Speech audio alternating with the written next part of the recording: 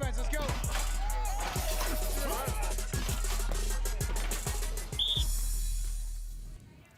Football is back at M&T Bank Stadium. Fans are back in the bank, and Training Camp Live, presented by Geico, is also back. I'm Shelby Granath. He's Garrett Downing. We will be with you for the entire 2-hour open practice tonight. We'll show you what's going on the field. We'll break down what we're seeing, and we'll talk a lot about the upcoming 2021 Baltimore Ravens. And Garrett, it just feels great to be back in here and to see so many fans here. It's just really exciting, and Coach talked about it this week. This adds another element to these guys, to this training camp, to get them ready for the season. Yeah, there's kind of a progression over the course of training camp. You got to get out there and you just got to get familiar, especially for young players. I mean, I think this practice is really important for the young guys on this team. I'm thinking about someone like Rashod Bateman and the rest of this rookie class, even some of the second-year players who never played in front of a crowd last season because of all of the restrictions. I mean, this is going to be the biggest crowd that we've had here at M&T Bank Stadium in 19 months, and there's just a real energy. I'll tell you this. I've never been so excited for traffic. There was traffic when I was driving into the stadium. I didn't experience that at all last year, and I was excited to have that because it meant that we're getting back to a full house here at M&T Bank Stadium. I mean, we had 37,000 fans claim seats to come out here and watch tonight. We'll see what the final attendance is, but it's just incredible to see that kind of excitement for a practice. The stadium is filling up. The concourse is packed, and there's a lot of fans here, a lot of kids, a lot of families, and everyone's fired up about this action tonight. I mean, yeah, it's only my first year here with the team, so I've never seen this many people in the bank, and it's just awesome. It gives you a sense of normalcy, and it just feels good. The crowd was going crazy when certain players were walking out, so like you said, especially for the rookies to experience that, it's just such a cool feeling. Yeah, I mean, I think, Patrick Queen ran out. And look, Patrick Queen's played a lot of big football games over the course of his career, national championship, LSU, all of that. But he was one of the guys who got big cheers, and he was firing up the crowd. And I think part of it is that he's just excited to see this type of atmosphere. And he didn't experience that last year at all. So this is a big step. And going back to something you said off the top, this is a stepping stone for players in the sense that, you got to do it on a bigger stage. And so over the course of training camp, a lot of times guys will play well. Well, then how do you do it in preseason games? How do you do it when the stage is bigger? This, again, is a step in that direction, and I'll be curious to see who really stands out tonight.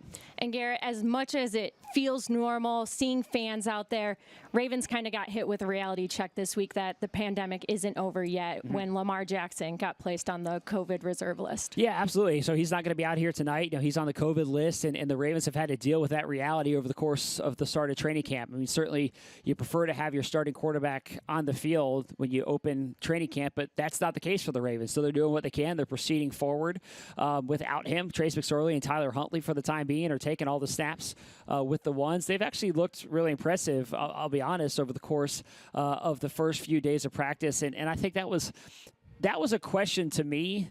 When you lose your quarterback, for a short time at the start of training camp, how are things going to look? Is the offense going to be really behind the defense, which is often the case early in training camp? And I don't think that has really been the case. I think the offense has played well. I think that the new receivers in this passing game have been impressive. And I'll be curious to see who kind of shines tonight. That's been one thing that's interesting. It's like every day it's kind of been a different guy. Day one, it was Hollywood Brown who shined. Day two, James Prochet had a big day. Sammy Watkins was excellent yesterday. So whose turn is it today? I'll be curious to see.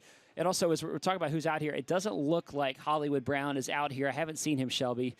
He tweaked something on day two, had to go in early. It's not considered serious at all, but he was not out at practice yesterday, and it does not look like he's out at practice right now. So just being cautious with him, I'm sure, for the Ravens.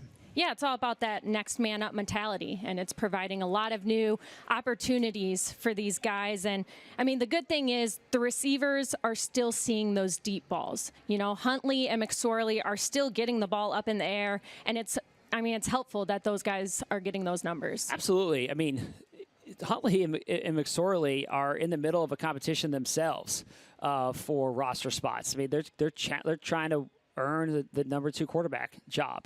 We all know that Lamar Jackson is going to be the quarterback when he's out here. That kind of goes without saying, but it's a fierce competition. And Tyler Huntley last year, I don't think that many people thought much about it when the Ravens signed him as an undrafted rookie, and then he played at the end of the season, and I think impressed some people. And he's put himself in the competition where the Ravens basically feel like with Trace and Tyler, they got 2 young quarterbacks, and they feel good about both of those guys. And so I'll be excited to see what we get out of them tonight. Yeah, I mean, 11 on 11, we have yet to see an interception. Yeah. So, I mean, those guys are putting in the work, and they're getting a lot of really, really good experience. Yeah, I mean, so for the guys on this passing game, that has been that's been a question. Like, the Ravens have added a bunch of new pieces. They draft Rashod Bateman in the first round. They sign the veteran Sammy Watkins, and we've been wondering what kind of difference that's going to make for the passing attack. And it's tough when you don't have your starting quarterback out there to kind of build that rhythm and those reps early in practice. But what the Ravens have been able to do is, I thought Hollywood Brown had a good perspective on this early in the week. He basically said, our job right now is to go out there and get open so that when Lamar's back on the field, we're open, and that now the responsibility is on him to hit us when we're open. So I just think that like I said, I've been pleasantly encouraged, pleasantly surprised with where the offense in the passing game has been over the start of training camp, and let's hope it continues tonight. Even for some of these receivers, like practicing in the stadium, there's another element of not just the crowd and the eyeballs, but like it's different angles. It's different. It's a different viewpoint. You have more distraction. There's just a lot more happening here. You have the big, beautiful video boards. Yeah. Like all of that creates a little bit of a different environment that players have to adjust to here at practice. I mean, let's talk about that. Sammy Watkins, it's its first time in the bank as a Raven. And this is a guy, I mean, coaches cannot speak more highly of him. Coach Harbaugh has said he's a pro. Coach Roman, said the other day he's one of the best receivers in the league. We actually have Sammy mic'd up tonight and just can't wait to see what he has to say out there. He's such a veteran leader. He's really bringing his 8 years of experience to this receivers core. I mean, Hollywood Brown has already said he's just learning a lot from him. So he's been a really good addition to this team and this receivers group. Yeah, I mean, I thought Greg Roman was pretty strong on Sammy. He knows him back from his days in Buffalo early in his career. And basically he said, Sammy's one of the best receivers in the NFL, period. And I don't really think it's ever been a question of ability with Sammy Watkins. It's been a question of availability. Right. And when he's been active, when he's been on the field, this guy was a 4th pick, I think, right? The 4th pick in the draft. So there's a reason for that. And he's played a lot of big football games. He's played well in big moments. Playoff Sammy, he's got that nickname. And then in Kansas City, like, he didn't put up huge numbers, but there's a lot of talented receivers in that room. Only one football to go around. So, yeah, they throw the ball a ton, but also Mahomes has got to distribute the ball to Tyreek Hill and Travis Kelce, who are 2 of the best players at their position. So it's tough to kind of put up big numbers, I think, when there's those guys got to get the football too. So I'm encouraged by him. I think, again, a lot of it goes back to his ability to stay on the field. If he's able to do that, I think that he could be in store for a really strong season. Fans, don't forget you can submit questions that we will get to. We will try to answer as many as we can throughout the 2-hour show. Make sure you submit those on our Facebook page on the live stream. Now let's stay with the receivers. You mentioned him off the top, Rashod Bateman, first-round draft pick by the Ravens. Sammy Watkins has described him as a pro already and said it's rare to have someone come in this experienced already. He's got polish. Like, that's what stands out to me about Bateman, is that he just seems smooth. He's got kind of a knack in his route running. He's got really good hands. He's not a huge, I think in the past, a lot of people have said, I wanted the big body receiver. I want the big body receiver. And sure, that's great. The big body receivers can be great. But at the same time, there's something to be said for just a really productive player and somebody who knows how to get open and who does everything well. When I look at Bateman, there's not one trait that jumps off the chart. compared to, say, Hollywood Brown is speed. Speed is world class. Like, I don't necessarily see one trait with Bateman that's like, oh, he is clearly a speed guy. He's clearly a jump ball guy. He just does everything really well. He's got great route running, I think, and really polished, like I said, for a young player. Really strong hands. I haven't seen him make like a ton of big plays yet. It's early in terms of camp. But as I mentioned, there's been a different guy every day, so maybe today's his day to have a strong day. So I'll be curious to see how he does here tonight. Well, another one of those guys who did have a good day earlier this week is second-year player James Prochet. Mm-hmm. And he is, I mean, Harbs described it. He's all business when he comes in. He was, in the weight room the other morning with the coaches, and they're getting a workout in. He's the first one out on the field. We saw him the first player out here tonight at practice, and just the work that guy is putting in to make the roster, to either be a wide receiver or the punt returner job. He's putting in the work, and it's good to see him out there doing that. Hey, someone else has put in work over the course of his career. We're now joined here in the booth by one of the best Ravens. We all remember this guy right here, and Ravens fans will know him well. That would be the one and only Jacoby Jones, who is here tonight. And I love coming home. I'm at Morgan State coaching, but anytime I get to come back over here and sit in here, oh, man. Every time I look at this field, I just catch flashbacks. As a side note, is this a Lamar Jackson high school jersey right here? Throwback. A Boynton Beach Lamar Jackson jersey? Yeah, representing. Okay, there we go. Where did you get that? Hey, man, I got my connects. I got my connects. Yeah. He knows the right people. Yeah. Exactly. I don't know the right people. Oh, yeah. But we can take a seat here, Jacoby, and watch some of practice. So tell fans, first of all, what you're up to. You're coaching right now. What's going on with you right now? The biggest thing right now, man, I'm coaching at Morgan State. I got a good opportunity, with Coach Wheatley and the whole coaching staff, and they gave me an opportunity. I'm coaching the tight ends, and I'm learning the inside of the game instead of the outside, because the outside, all the coverages. Yeah. Now you're a tight end coach. I got to sit there and know this gap, this, and you know what I mean? So it's a little different.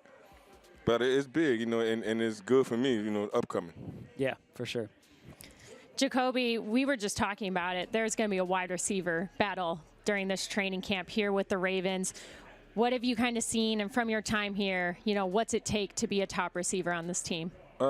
Consistency is one, playing with Joe, when he look at you, he's coming to you, so he expects you to make that play. And the biggest thing is somebody got to be a leader in that room. So, somebody has to grow. And I think Sammy Watkins is a guy that played for a long time, could be a leader.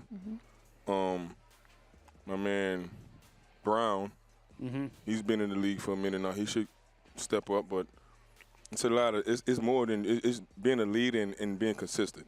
It's the biggest thing. So you have done what Sammy is doing right now, which is go from playing at another team, get signed as a free agent, and then you came here in Baltimore. What was that kind of transition process? You're learning new teammates, you're trying to kind of find your way. What is that process like? The craziest thing when I left Houston, when I came here, is when I walked in the locker room, I felt like I was already on the team. Like this atmosphere playing in Baltimore, I don't know what it is. It's just that locker room, everybody, they become brothers instantly.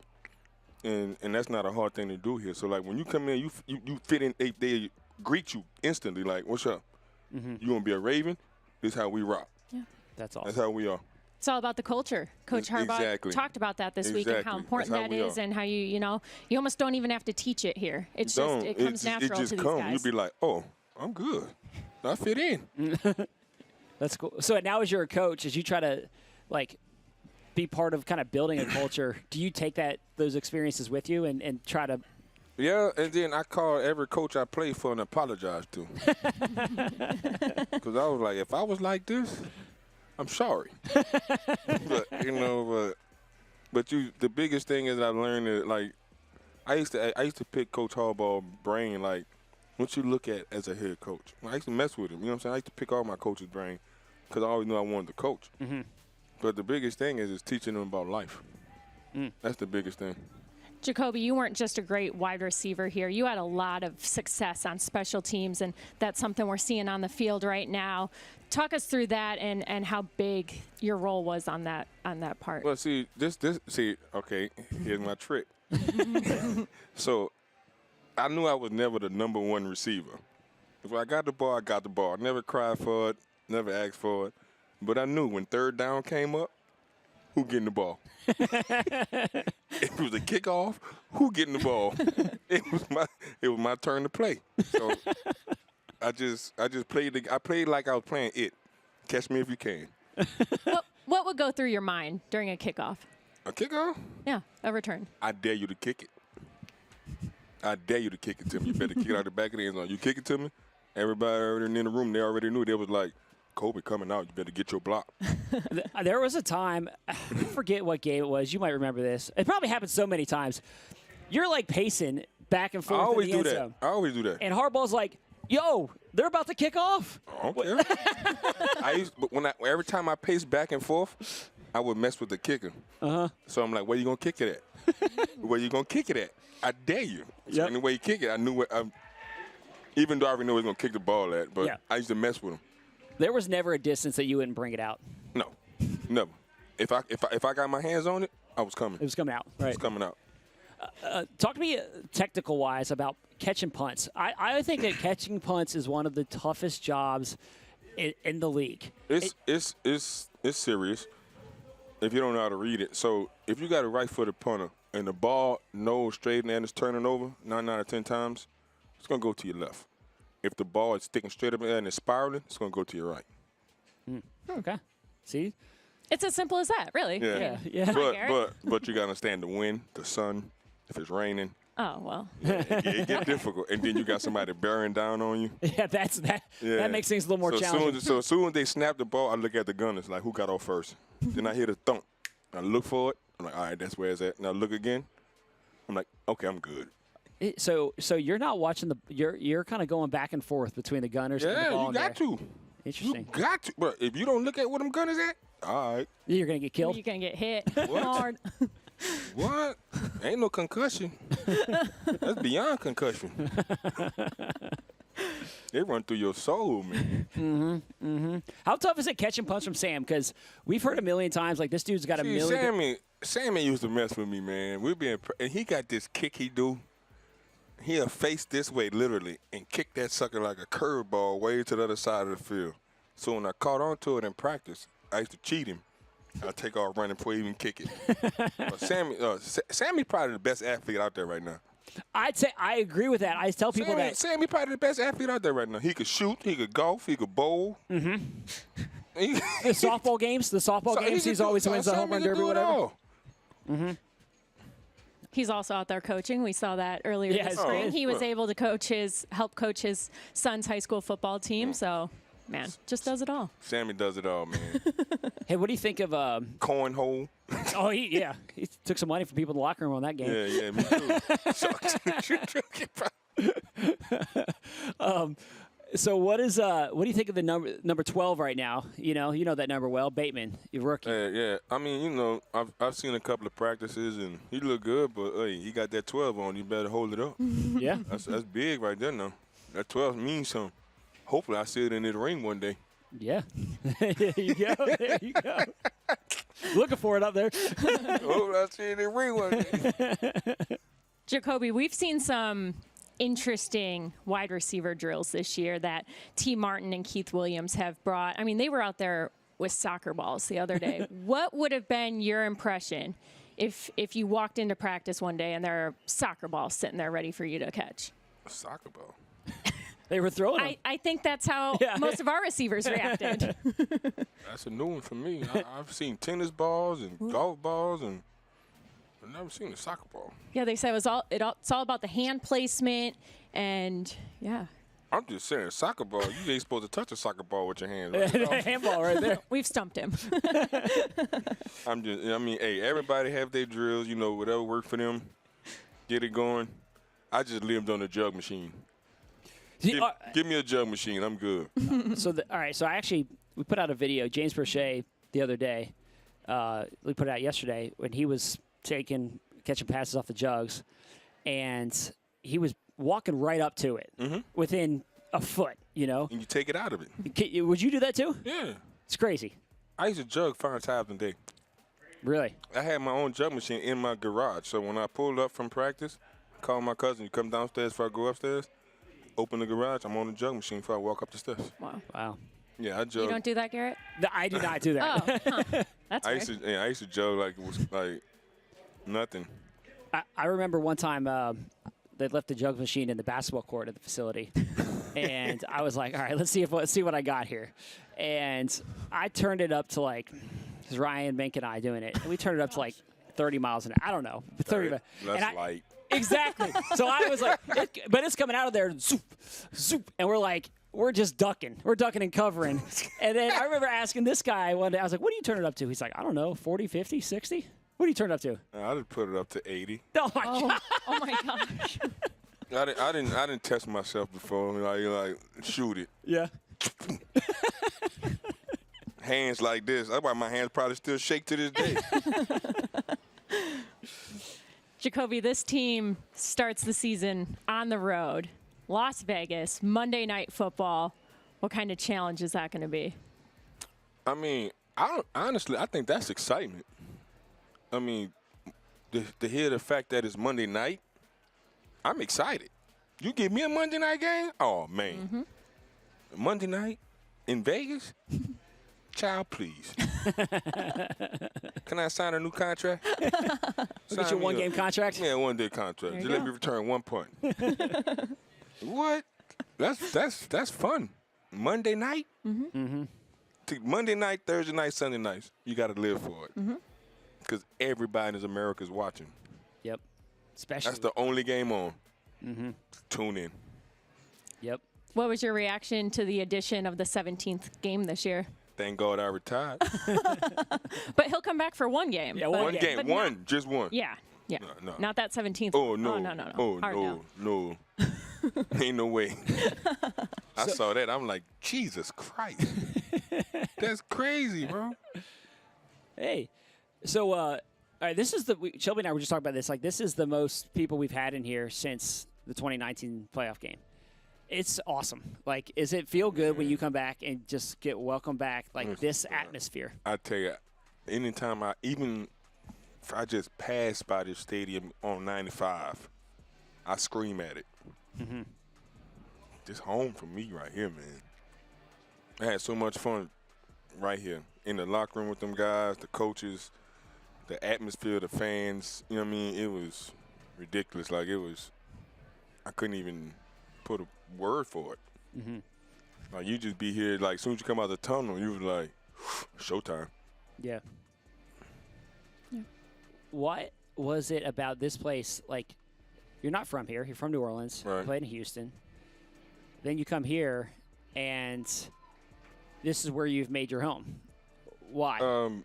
Well, I got a house in Houston and a house in New Orleans, but this place reminds me of New Orleans so much. Interesting. Just alike. Seafood, water, it's hood, all of the above. But like, I love it, man. Like, and the people are genuine, you know. So I'm just like, I'm good. Yeah, I can chill. Like, I go home in New Orleans, sit there for like 2-3 days. My family get on my nerves or whatever. Bye. You're back. I'm back. Yeah. What's your favorite memory in this place? Ooh. Got a few to pick from. It's a big one. Favorite memory? Practice or game? Game. How would you say a practice? You can say a practice is your favorite memory? Well, now I feel like we have to ask come on. that because he obviously Because has a favorite I'm saying practice. because the week we played Indianapolis, first playoff game, Ray came out with his Pro Bowl, his Super Bowl MVP trophy. But he was showing it as like, this what the trophy looked like. This what we out here to work for to get. You heard a rat piss on cotton in practice. It was like this. And I was like, my eye was like this. And then he told me I had got Pro Bowl. He was like, don't worry about it, cuz. You ain't going. Like, what you mean I ain't going to the Pro Bowl? And I thought about it, like, oh, Super Bowl. That's awesome. That's the type of stuff that I don't think that people totally know about Ray Lewis. You know, like you see the you see the squirrel dance. Man, he'll do it to you on the slick. He'll just come here. Let me tell you something. Whisper to you. All right. They're like when he rubbed my chest I'm like, what you doing, man? What you rubbing me for? Just do what you do. All right. That's Ray. That's awesome. How often do you think about that Super Bowl? I get flashback. I think I run in my sleep. I really do. Really? Yeah. I'd be in the bed like this, and I wake myself up. I'd be like, oh, Lord, tripping. Did I score a third touchdown right there? Yeah. But I say the game was the first one awake against Dallas.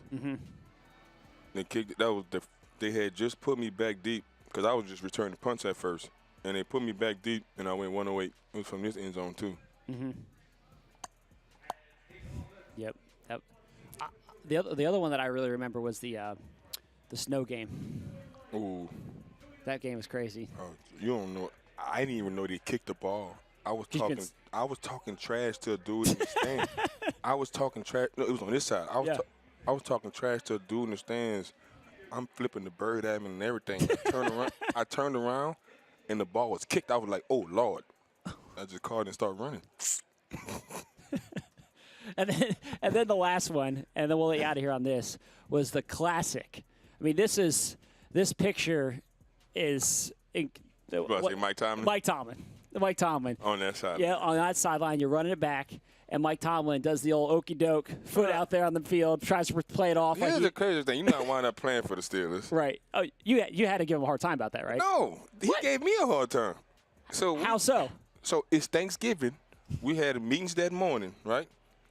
He pulls it up on video and said, Jacoby, look at our anniversary, and played it in meetings. I said, I'll be damned.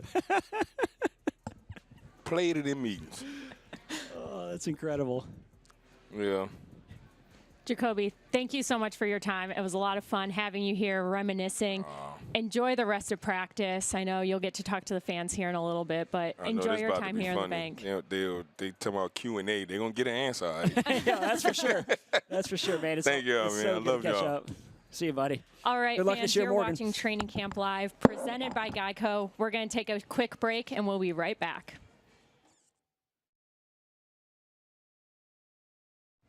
Well, Geico's 85 years isn't just about time, you know. It means experience.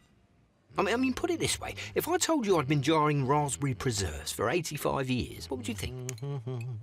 Well, at first, you'd be like, that has got to be some scrumptious jam. And then you'd think, he looks fantastic. I must know his skincare routine. Geico, saving people money for 85 years. Beg your pardon. Wawa hoagies are a winning pick for game day. Every hoagie's made with the ingredients you crave in varieties you love. From toasty cheesesteak to mouthwatering meatball, Italian, and more, there's a hoagie for every mood and every appetite. Stop in, order ahead with the Wawa mobile app, or get it delivered. When you're planning for the game, we have you covered with Wawa Catering. Make your game day a winner with Wawa hoagies, snacks, and drinks.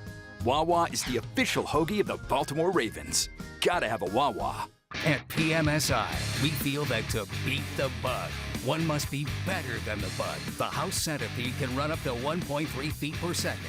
PMSI is faster. An ant can carry 10 times its body weight. PMSI is stronger. Rodents are excellent climbers. We're even better. There isn't a pest problem PMSI can't beat. Call today for 10% off your first service. PMSI, better than the bug every time.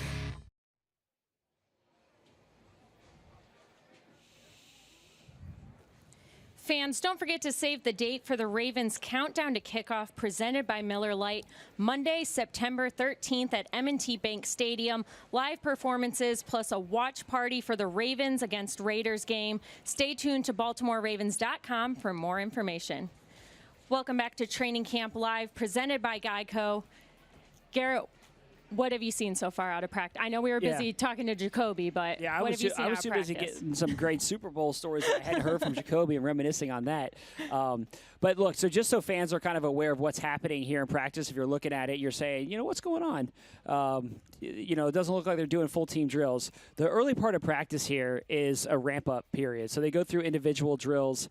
They go through an install period where it's kind of like a walkthrough pace to just kind of literally install the offense or install the defense. That's where they're really working on the playbook piece of the equation. At this point of practice, it's individual drills. So you'll have receivers throwing catch passes from the quarterbacks.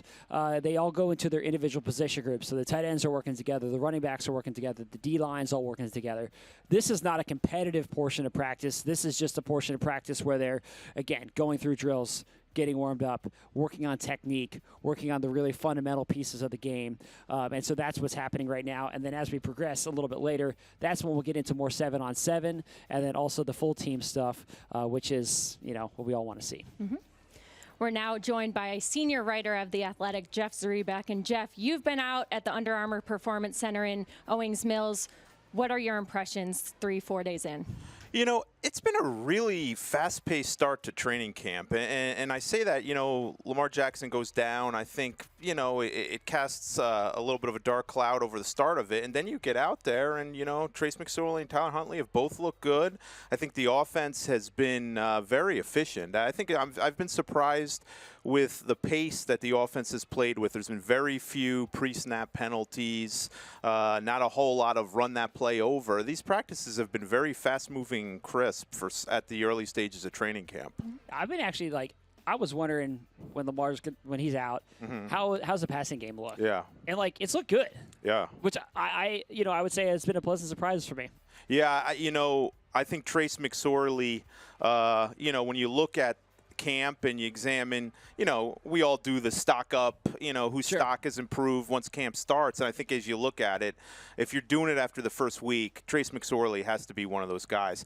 He looks like a different quarterback at times from the guy we saw in the OTAs and the mini camp. He obviously did some work, and I think for him, you see the impact of just getting regular reps, knowing he, leading the offense and just getting regular reps every day of practice. He's really responded. I think the Ravens, everyone wants to see Lamar Jackson. We all do. The fans do. Everyone does. But I would have to think 5 days into training camp or whatever it is, the Ravens feel better, more confident about their backup and quarterback situation. Yeah. That's a good perspective. We won't make you do the full 53-man roster prediction, but I think that's one of the ones that I was really curious about, this backup quarterback spot, because when the Ravens signed Tyler Huntley as an undrafted rookie, I don't think too many people paid much attention to it. And then he played a little bit last year and was like, oh, this guy's got a little juice. He got some excitement. And Trace obviously had the great career at Penn State. And, now they're battling it out. And I agree with you. Trace has been really accurate. Yeah, he really has. And, the off-season comments are do the Ravens need a veteran backup quarterback? Are they okay with a second and third year guy backing up Lamar, two guys who haven't played a whole lot?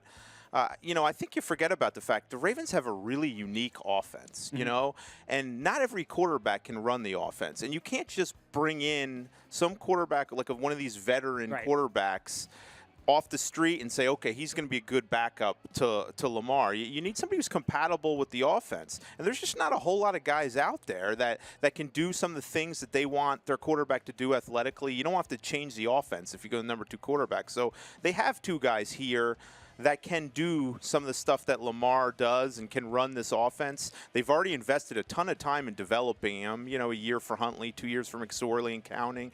So it makes sense. Their decision-making really made sense at that. And, I think these guys, week into camp have really shown themselves well so far.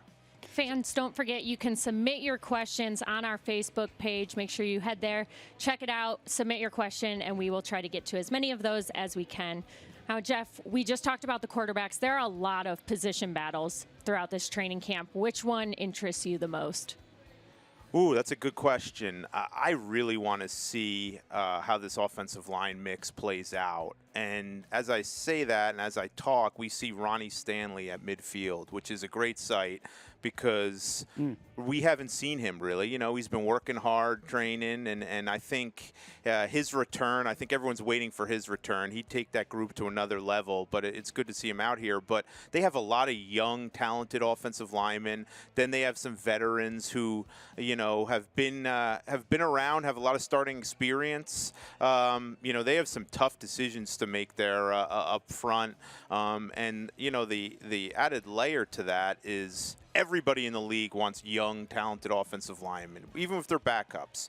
So some of these guys aren't going to pass through waivers. So I think the Ravens, if they cut them to get down to the 53, and they're going to have to, they just have too many tough decisions to make, you know, they're going to have to be prepared to, you know, see them play elsewhere. And that's always tough because you want to, you know, you find these guys, you develop them, you want to keep them, and that's just not possible. So I'm really interested, not just in seeing how the starting left guard battle works out, but I'm interested in seeing who are those 2, 3, 4, you know, maybe even 4 reserve offensive linemen that they keep. So just a quick mention on Ronnie Stanley. I don't think we've shown him yet, but just so fans know, he's in street clothes. Yes, he's not My practicing. bad. Yeah. But he's just over there talking with Harbaugh. Looks like they're having a good time. But yes, I agree with you 100%. Just having him on the field, like that's kind of the thing when a guy's coming back from an injury. Once you start to see him like out at practice watching, you're like, okay, he must be getting a little closer. Yeah. And I mean, we see Arturo Locke out there tonight. Yep. It's the first practice, and he's in uniform. He's participating. So it looks like he's come off the PUP list and is ready to go, which is good to see after he had the knee injury last year. But yeah, that's one of the things I enjoy about these open practices. A lot of these guys that sometimes are in the building while we're out there on the field, you see them out there and you see them interacting with people and you kind of get an idea. I mean, you can't tell how close Ronnie Stanley is away from practicing, but you know, it's good to lay eyes on him and see what he is a person. He does exist. Yeah, absolutely. He is a real person. No, the other big news, Jeff, and we actually haven't talked about it here during the course of this stream, is Justin Houston. Yeah. Has agreed to terms with him pending the passing of a physical. Obviously, premier pass rusher. I mean, what do you think?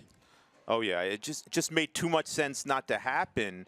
And, you know, they met with him, you know, at the facility 3 months ago. And is, you know, it, as I wrote, it's right player, right price. That's always was Ozzie Newsome's mantra. That's Eric DeCosta's mantra. And, you know, you win some, you lose some. But this was a classic case of where the Ravens' patience paid off. For months we've heard, they need a veteran pass rusher. They can't depend. This is a complicated defense. You can't depend too much on Oweh and Hayes early. And, you know, we need a more established guy. You know, Ravens, first of all, had confidence in the guys they have, but, you know, they want to get better at the position too. But they know they only had a certain amount of money to spend. And, you know, they put a price tag on Justin Houston. He wasn't willing to sign it, you know, 3 months ago or whatever, and they were far apart. But he wanted to be a Raven, and they wanted him to be a Raven. So they waited it out. He turned down other offers, including reportedly from the Steelers, which probably makes Ravens fans pretty good. And, you know, they got their guy. It'll be exciting. I mean, you know, what I like best about that pass rusher group now is how diverse it is. You know, you have Pernell McPhee, who's sets a mean edge and can move inside. You have, you know, Tyus Bowser, who's one of the better coverage linebackers in the league. You have 2 rookies in Oweh and Hayes who are still learning, but, you know, you can see the tools that, you know, make you excited. And you have, you know, Jalen Ferguson, who's a bull rusher. You know, he's a straight power rusher. And, you know, I think he'll be motivated by addition to Justin Houston. And it's a good-looking group right now. Everyone talked about how that was kind of the one thing they wanted to see. Well, DeCosta got it done, and they're still early enough in spring in training camp. So Houston should have plenty of time to, you know, learn the defense and make an impact. Hard to pass up on a 4-time Pro Bowler, a guy who's, you know, 8 sacks in his last 4 seasons. Will really make a difference. Yeah, and like, I'll be curious to see how it affects that roster, the roster makeup at that position, because there's 6 guys there now. Do they keep all 6? Like, that intensifies things. So then, I mean, having a veteran presence, in my opinion, for Odafe Oweh to learn from, like, is a perfect scenario. Yeah, you know what? Cool thing, too, for the team and for the 2 individuals. I think Houston's, 2.5 sacks away from 100 for his career. Yep. And we know Calais Campbell's 8 sacks away from 100. So that's fun to watch. And, you know, Has that ever happened? Let's put your trivia hat on, That's an Jeff. interesting. Yeah, I'm not sure, but I do know he's third. Justin Houston's third in active players in sacks all time. He's behind only J.J. Watt. And I'm trying to think of the other one he's been. Von Miller, good call. Von Miller's the first, and J.J. Watt second. Then you got Houston. And Calais Campbell, I think, is in the top 5 or 6. So they got a lot of experience, and there's quite a few nice resumes on that defensive front right now. The other, thing that's interesting to me right now as I'm looking at the defense is you have for the pass rush, because that was the thing that we spent, myself included, is the pass rush going to be okay? How much do you need to add? And now they add. But, they're going to have pass rush coming from, in the Ravens' mind, if all things go according to plan, from a bunch of different spots. So, the Ravens' defense, especially if you have Calais Campbell, who can provide interior pass rush, they like to blitz, so you're going to have some random, you're going to get some linebacker sacks. Yeah. Queen's going to have a few. Deshaun Elliott might get a couple. Tavon Young could get a couple. It just seems to me like the pass rush, with you add Houston, now you have a proven outside guy, but you also have the ability, to just kind of dial things up and give Wink Martindale that flexibility. Yeah, you said it perfectly. There's a lot of weapons now he can utilize, and Houston gives them, another dimension. Wink, as we all know, he blitzes more than anybody in any defensive coordinator in football, but there's been times where they haven't blitzed, and they've been able to have success. I think we saw in the playoff game against Buffalo, Josh Allen thought they were going to blitz all the time, and he was a little skittish there, and they didn't blitz as much as they usually do in that game, and they really, I think they got to him a little bit. They confused him a little bit, and, we all know the defense played well enough to win that day. So, you keep giving Wink more tools and guys with different skill sets. I think it only can work out for you. Jeff, flipping back to the offense, I think we have a fan question here. Which wide receivers are on the hot seat right now? Yeah, I think the two guys you look at, that people wonder about are, Miles Boykin and James Prochet. But I think from a Boykin perspective, he occupies a key role on this team in terms of his ability to block on the edge, and that's important when you run the ball more than anybody in football. And then you got Prochet, who can punt return, and I think he's had a really good start to training camp. He's definitely another one of those stock-up guys. So we'll see how they respond. I mean, when you look at their other positions, it is hard to imagine they're going to be able to keep 7 wide receivers. It just, you look at it and you do the math, and it's just not there. You know what I mean? And but stuff can shake out. And another guy I think deserves mentioning is Jalen Moore improved. I mean, he's flashed pretty much every practice. I think he can play in the NFL, and I think he's shown that. I don't know if there's a spot for him necessarily, but that's why we have 5 weeks of training camp, 3 preseason games, and plenty of time for this to shake itself out. Yeah, that, like I said, we won't go through the whole 53, but it is interesting because we just spent time talking about the 2 quarterbacks, then the pass rushers, then 7 receivers, then you got the tight end, fullback dynamic. There's just a lot of competition for those spots. So, hey, Jeff, really appreciate the perspective. My pleasure. Enjoyed it, guys. Yeah, thank you very much. Thank and you. You can read Jeff's stuff over at The Athletic. He does a great job covering this team as well as anyone. So, appreciate your time, Jeff, and enjoy the rest of practice. So, we're going to continue watching practice here. We'll also welcome in a few minutes here.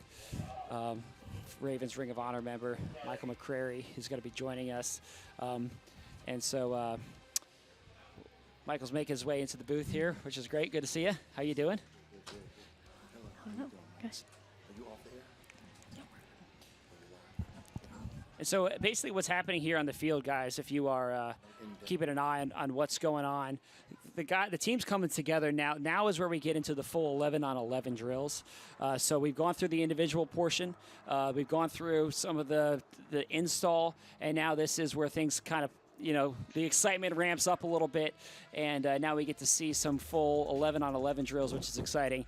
We're also excited to be joined here by Ravens Ring of Honor member Michael McCrary, Ravens legend. So, Mike, how's it feel to be here? Feels great coming back in the stadium, feeling the energy of the crowd. And, wow, reminiscing, looking at this, looking at the 11-11 drills, a lot of fun. That's what we look forward to in practice, shutting down our offense. Excuse me. Yeah, for sure. You can just step right up here. Yep. We want to let the people see your smiling face here. You got the Super Bowl ring on. I mean, it's like we can't let this go without showing that on camera. Oh, yeah. It matches all my outfits. So. Exactly. Fits just right. So what does it mean for you to come back and be in this place? I'm flooded with memories right now. And again, just looking at the practice out there right now, my hair is starting to stand up on the back of my neck because that was something that we really looked forward to. 'Cause practice is kind of boring until we get to, take on our offense. And then, our defense can focus on, execution and just having fun beating down the offense. And vice versa. They try to do the same to us. Well, when you were here, it was but mostly the fans are great. Yeah, being with just talking to all the fans. They were coming up to me today. Was just a special experience. It brought back a lot of memories. Awesome. Well, we can take a seat here and watch some of that action. I was just joking. When you were here, it was basically you guys beating up on the offense all the time. And they would say they beat up on us. They had Big Jamal and everything. But so when we're watching, like, what do you, for fans, if they're sitting here watching at home, kind of take us through what they should be keeping an eye on? Just from a big picture standpoint, like what are you looking at during practice to try to get a gauge on who's playing well and all of that? Well, I got like 10 years in the league, a lot of experience. So I'm looking as a defensive player. I'm looking at the offensive line. I'm looking at the offensive tackles. I'm looking at their steps, just watching how they move, looking for any vulnerabilities that they might have. I'm looking to see how the defensive ends seal the end. Because I was defensive end. So I'm really paying attention to that kind of general area of the field, which is like the defensive tackle, offensive tackle. And, from a fan's perspective, they pretty much look at it from a more a broad scope. And just because this is all I did my entire life, immediately I focus in on that location. Interesting. But I'm just getting an idea of again, I can tell just at the movement of the offensive line, just, what they're capable of doing. And, again, I'm looking at the techniques of the defensive ends and how they, rush the passer, how they seal the ends, the edges off, everything that they're responsible for.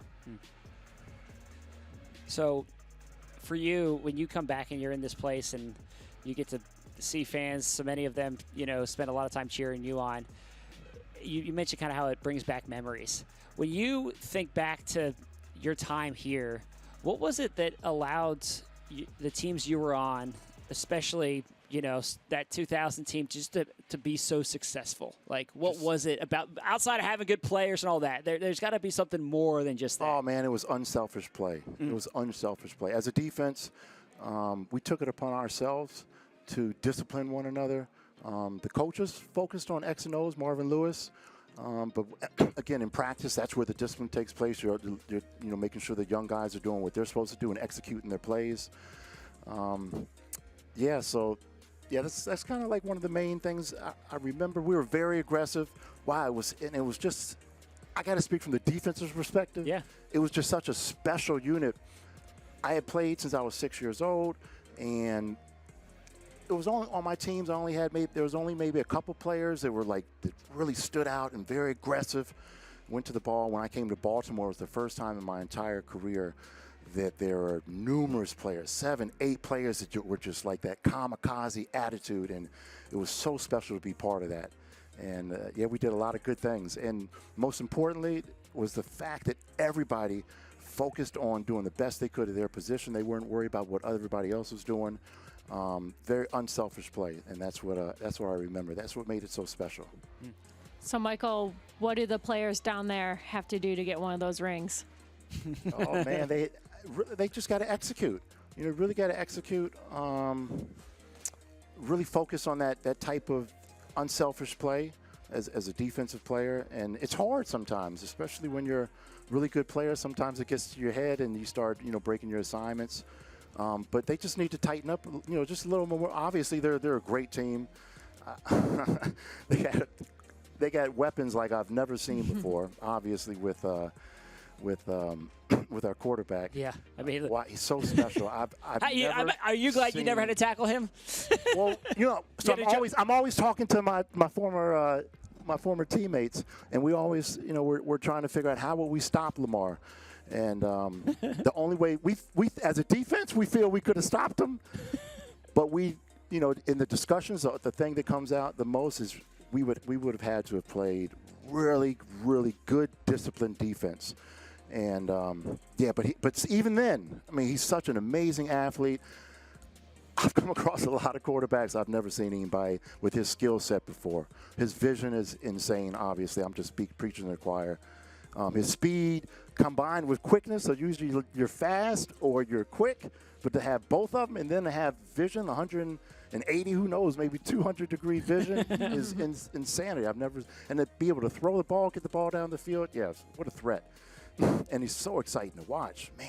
Yeah. And Dobbins, I love the aggressiveness of the Ravens as well. I love their attitude. It reminds me of that mindset that we had on our Super Bowl team. And it's only can continue to build on itself. Harbaugh's done a great job. And again, they just have to focus on executing their plays more often, less miss assignments, because they're on their way. They're right there at the verge of taking it all the way. So we're here with former Raven and a Ring of Honor member, Michael McCrary, who knows what it takes to be successful on this team. And Michael, we spent a little time earlier talking with Jacoby Jones about culture, and that's a big word. It gets thrown around. You were one of the people who helped establish the culture here. You come here in 1997, new team, new city. Everyone's kind of trying to figure this thing out, and fans are welcoming the team in here, and it was just a much different. Nothing was established. You didn't have 2 Super Bowl rings. Nothing was established, and you guys had to establish the culture. How did you go about doing that? Oh man, it was it was that work ethic. Obviously, Ray Lewis had a lot to do with that. Being a middle linebacker and the leader on that defense. But it was everybody else stepping up to the plate. Unselfish play, and we were, Marvin Lewis did an excellent job. He put, I don't even know how many different stat categories he had on the wall, but we were literally monitoring every single game, and we looked at, it must have been 50 different stats, and Marvin focused us on every single stat and constantly improving. And I remember this 2 years before the Super Bowl, that's when we started doing, really focusing on these stats, and you could just see it improving and improving as every game went through the season and every year, and you could see it. The writing was on the wall. The data spoke for itself. We were on an uphill trend, and we were starting to lead all these divisions and stats, and it was just we saw how close we were and what we needed to do, and then everybody doing, again, what they needed to do coming into the game. But, yeah, we were very stat-focused, and we were obsessed with improving every game with those stats. That's how we, yeah. So we're watching here. I'm keeping an eye. This is a drill that you'll know well. Basically, they're going through some pass rush drills here. Yes. This is the good. This takes you back, good right? Stuff. Oh yeah, this is good stuff. 101. Yep. And of course, the offensive linemen are going to hold. So you have to assume, you got to put a little more effort in getting their hands off of you. But yeah, this is what the defensive line looked forward to in practice every day, was the one-on-ones with the offensive linemen. And then, obviously I had to go up against Jonathan Ogden in practice. So I felt if I could beat Jonathan Ogden on a pass rush consistently, then nobody in the league could touch me. Unfortunately, I could not beat Jonathan Ogden consistency, but I tried every week. I tried. He was just such an amazing athlete and player. Wow, that was Odafe Oweh, the rookie first-round pick, and he's one of those. I mean, just raw physical talents, and he just blew by the offensive lineman there, man. He's very interesting. 0 sacks. Yeah, 0 sacks. First round. I've never heard of that in my life. I know, and it's like, so what is going on here? And then you see him, and you're like, oh, okay, I see what they liked about him is physical, but, I was surprised when they drafted him in that sense because they had preached so much about the importance of sack production in college. But I guess when they went to his workout at Penn State, the coach said, this is the best pro day workout they'd ever seen. And then when you see him in person, he just flashed it right there, the ability to get past the line. And there's something to be said about raw talent. Ozzie Newsome and now Eric. Ozzie's passed all that knowledge down to Eric, and he's taken over. But they can identify that raw talent and that heart and that passion. A lot of scouts, they just rely on stats, but the Ravens have been really good at identifying players with that heart and and feel that it'll have that Ravens attitude. So 0 sacks first round. Yeah, he's got. Trust me, the Ravens, they made that decision for a reason. There's something there. So I'm looking forward to watching him progress. For sure. So Michael, go ahead. Go ahead, Shelby. Michael, I asked Jacoby, but I feel like we have you in here. We have to ask you, what's your favorite memory in this place? Ooh, my favorite memory. There are so many memories I know here. you have a few to pick from. Wow. Favorite memory. I don't know, I was just talking to Rob Burnett last week, and we were talking about when we played Emmitt Smith and how aggressive our defense was that year, where we actually had grown men stepping on the field of our opponents with fear in their eyes. Like, it wasn't just a game. Like, we took it serious, and we let all the running backs know that most likely they weren't going to make it through the game. We're going to take them out. And I just remember when we played Dallas here at home, all the hype was on Dallas, as it normally is. And I think we held them to 3 points. We scored like 40-something points. But I remember the third play of the game, must have been 8 of us who hit Emmitt Smith. And his eyes, the look in his eyes, it was as if he was saying, it's just a game. What are you guys doing? And that was not what our mindset. We were out to he was not gonna leave the field that day. He was gonna feel pain. and we let him know that from the beginning. It was gonna be a long day for him. But I remember that clearly, because obviously Emmitt was such an amazing player, and to have a player like that have that type of look on his face, I've never seen. He was like, what is going on? Right. I mean, it was literally about 8 of us hit him at the same time. And we were telling him as he was going to the ground, it's going to be a long day for you. So, yeah, that was there's so many good memories. Every time we stepped on the field was a great memory. That's I hadn't heard that story before. It's great. Well, hey, Michael, we really appreciate you stopping by here. I know you're going to get a chance to talk with some fans, and they're going to have you on the boards here in a little bit. But we appreciate your time. It's always good to catch up, and it's great to hear stories, great to hear about those memories, and I really enjoyed it. So thank you so much. Thank you. Absolutely.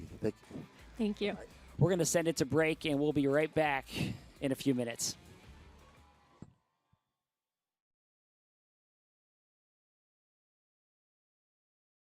Calling all Ravens fans. Tackle your hunger all season long with these exclusive Papa John's deals, like the Ravens toppings for touchdowns. A large cheese pizza is just $8.99 the day after every game. Get a free topping for every Ravens touchdown. Double the toppings with a win. Still hungry for more? Celebrate every Ravens win with Ravens 50. Get 50% off all regular menu price pizzas the day after a win using promo code Ravens50 at papajohns.com. Here it. Watch out! For the first time, the PGA Tour's FedEx Cup Playoffs is coming to Maryland. The top 70 players in the world converge on Caves Valley Golf Club for the 2021 BMW Championship, August 24th through 29th, 2021. Baltimore's iconic and challenging course provides the perfect test as the playoffs heat up. Tickets are now available. Don't miss your chance to watch the drama unfold. Visit BMWChampionship.com today. Advance is more than just copiers. We provide solutions and expertise like managed IT services. No downtime, cost predictability, and 24/7 support are a few of the advantages proving Advance is changing the way IT works. Plus, we provide proactive monitoring and strategic IT planning to position you for the future. Everything's working great. Is there anything else I can help you with? No, I think we're all set. Thanks. Advance. We live and breathe this stuff. Part of what we do at the African Heritage Economic Initiative is getting healthy food to the parts of the city that need it. The garden belongs to the community, belongs to people. M&T Bank not only donated this land, but continues to stay involved. They brought benches, they brought some more flowers, and brought more volunteers. And to me, that shows a real commitment to our community. I'm very ecstatic about what's happened, and I'm very hopeful about our future. fans want to watch on-demand Ravens highlights, live press conferences, and Emmy award-winning features on your TV anytime, download the Ravens app for Apple TV, Roku, and now Fire TV. Just search Ravens in your streaming devices app store. Fans, welcome back. You're watching Training Camp Live. Shelby Granath and Garrett Downing up in the broadcast booth, bringing you all the action from tonight's open stadium practice. Yeah, this has been fun. It's been awesome to catch up with some of the Ravens legends like Mike McCrary and Jacoby Jones. We're going to continue to have guests roll through here over the next hour of practice, just to kind of give people a lay of the land as to where we are right now during practice. This is a fun period for me. I think this is, on one side of the field, you've got pass rush drills, and we spent some time talking with Mike McCrary about that, and this is just kind of mano-a-mano. You can see these guys get a real test of what it's going to look like, and I've had my eye on Odafe Oweh. Earlier, he blew by the left tackle and got to the quarterback. Right now, he just kind of got stood up, and then that's going to be part of the process with him. And then on the other side of the field, it's kind of a passing skeleton, 7-on-7 type period. So that is, that's the passing drills, and then the trench work's going on the other side. And there's Oweh again. He's fast. He can move. So that's where we are right now, and now we're going to be joined by our good friend Ryan Mink here, who just stepped into the booth. Mink, what do you think so far practice? Good stuff. Yeah, I like Matabike practically taking the handoff in the backfield. That was a nice move by him. He's auditioning for running back. Well, Tyree Phillips did it last year, so there maybe get Matabike, the big boy package right there. There you go. There you go. Yeah, I mean, Duvernay with the play, Sammy with the box outs. Good stuff. Really, my favorite part is the popcorn, the burgers, the chicken sandwiches. You know me. Well, I know you. Did you come here with a, to-go cartridges, some Tupperware? Oh, I got my father-in-law and my daughter in the stands. I had to hook them up first before I came up here. Wow, what a guy. So selfless. Exactly. Well, more just sheep. I wasn't going to say it, but. Well, I mean, it is fun to be back. This is the first time that, I was saying to Shelby as we started, it's my first time on the press box in 19 months. Yeah. Last year we, spent time basically not watching from the press box, and obviously we didn't have anywhere close to fans like this. So yeah, it's just cool to have this environment. Yeah, for sure. Yeah. Internet still doesn't work in the press box for me. Nothing's changed. Picked up right where you left off, huh? Exactly. No, this is great. The other part I really like is you get such a better perspective from the press box than you do watching on the practice field. Like when you're on their level, you get a little height. You can just see things a lot better from up here. For sure. I mean, we've talked a lot about practice, but another big aspect tonight is the fans and how good it is to have them back.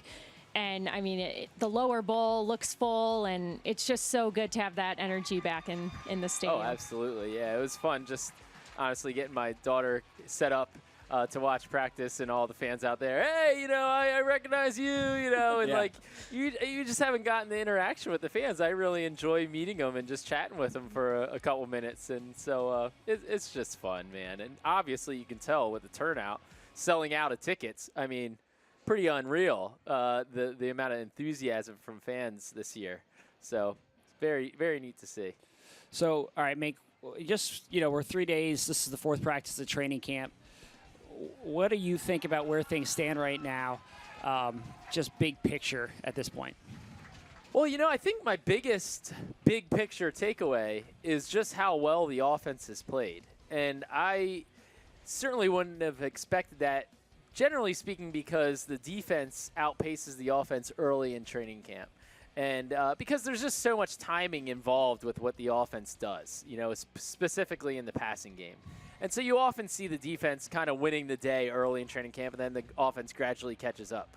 Well, and then when Lamar is out of practice, you're like, oh, boy, I hope that the offense can just, play well enough to give the defense a good look. Yeah. Honestly, can they kind of perform at a high enough level to really execute a practice? And not only have they done that, but I think they've won the first 3 practices.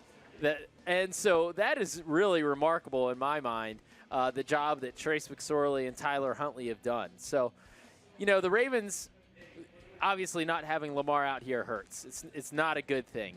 But the Ravens and John Harbaugh always look to turn everything into a positive, right? Everything bad thing that happens, it's like, well, this is an opportunity for the next guy, who wouldn't have gotten these reps to grow as a player. And that's the outlook they took with this, and Trace McSorley and Tyler Huntley have just run with it. The other big news today is that the Ravens agreed to terms with Justin Houston. We haven't talked about that one at all. Yeah. Total shocker. Yeah, exactly. That hasn't been discussed. Came out of nowhere, right? Yeah, it came out of nowhere. No. Fans haven't been tweeting at us about that for the past 3 months at all. So everyone who has, we listened. But what's your take? I mean, just a great signing. I wrote today in my column what Mink thinks that it's really kind of the icing on the cake, I think, for this defense. And by that, I mean, I think the defense would have been fine had they not signed Justin Houston. I thought they would have been fine. Wink Martindale would have blitzed as much as he needed to blitz to get pressure, right? That's who he is. But this really kind of solidifies the only real, hole that they had on the defense, and it's kind of the icing on the cake. Now, I think it really frees up Wink to be a lot more versatile in his play calling. He doesn't have to bring heat quite so often if he doesn't. He's still going to bring it. Let's not, fool ourselves. He's still going to bring it. But now you have a proven pass rusher in Justin Houston who has a track record of winning one-on-one battles against offensive tackles that Wink can say, all right, I don't need to bring that extra blitzer off the edge, that corner or the safety off the edge. I think Justin Houston can take care of it by himself one-on-one. And that really makes a difference against guys like Patrick Mahomes, like Josh Allen. Certain offenses like the Steelers and Ben Roethlisberger, they do get rid of the ball fast, and they can negate a pass rush to a certain extent. And that's why Wink, even a couple months ago, was like, well, sacks are overrated. But he'll take them.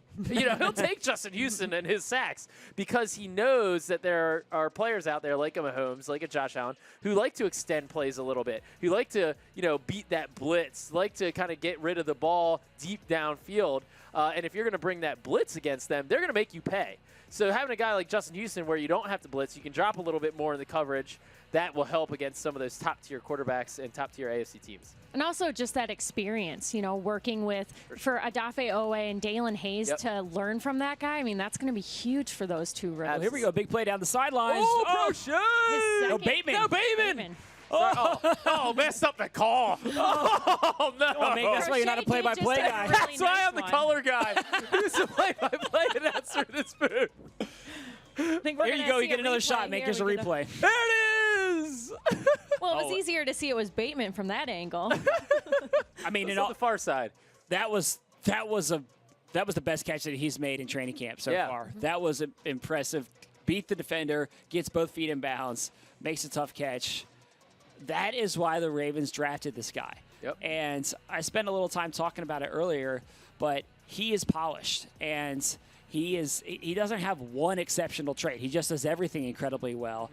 And, man, if he can make some plays like that, that's going to go a long way for this offense. And great throw, too. That was – I mean, that's what when we talk about the offense making plays, like that is exactly what we're talking about. We've seen it from Sammy. Prochet has had another strong day here at practice. He was great a couple days ago. And now Bateman's getting in on the action with – probably the play of the night or one of them. Yeah, it's been cool to watch because the wide receivers have almost taken turns. Yeah. And I think that speaks to just the overall play of that unit, especially with these two new coaches. You see a difference. And of course, it's talent level, too. I mean, you have a first-round pick in Rashod Bateman. You have Sammy Watkins, who, early in his career was one of the top receivers in the NFL, looking to get back to that kind of level right now. So, the talent has been upped, and I think the coaching has been upped, and you just see a group that is exciting. I mean, the Ravens really have not had the weapons on the outside.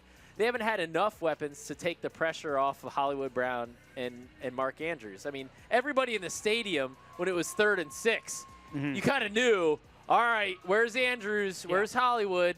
And when we're sitting there watching that from the press box, you think defensive coordinators don't know about that? So now you see a play like that coming from Rashod Bateman. You see James Prochet making these plays, Sammy Watkins. That is going to take a lot of the pressure off Hollywood Brown. I thought that was one of the more interesting things that Greg Roman said after picking Rashod Bateman. He was like, this is going to help our other guys. This is going to help Hollywood, to really excel and kind of break out in year 3. Well, we haven't even mentioned that was Bateman against All-Pro Marlowe. I mean, that was against Marlon Humphrey. So you want to talk about iron sharpening iron. Yep. We're getting that in training camp. Absolutely. Good point. You know, Greg Roman, I thought he had a pretty good press conference yesterday.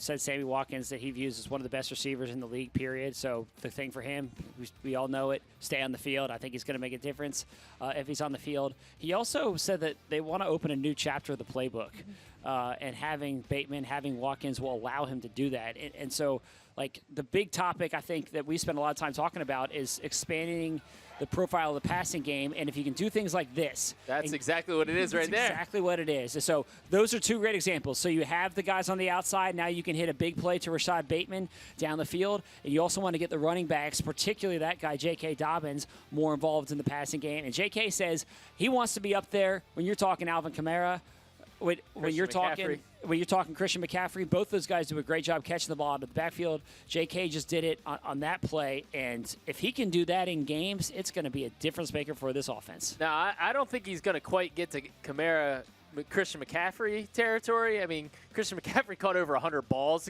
2 years ago. I don't think we're going to see J.K. Dobbins doing that. No. They also still have Gus the Bus, obviously. Exactly. Don't forget about the bus. That was me downshifting. Have you been on a bus recently? Is that really what it sounds like? In my mind, that's how a bus is. Well, it's really from the GIFs, you know, with the flames coming out of the back. That's what I imagine. What buses are you on?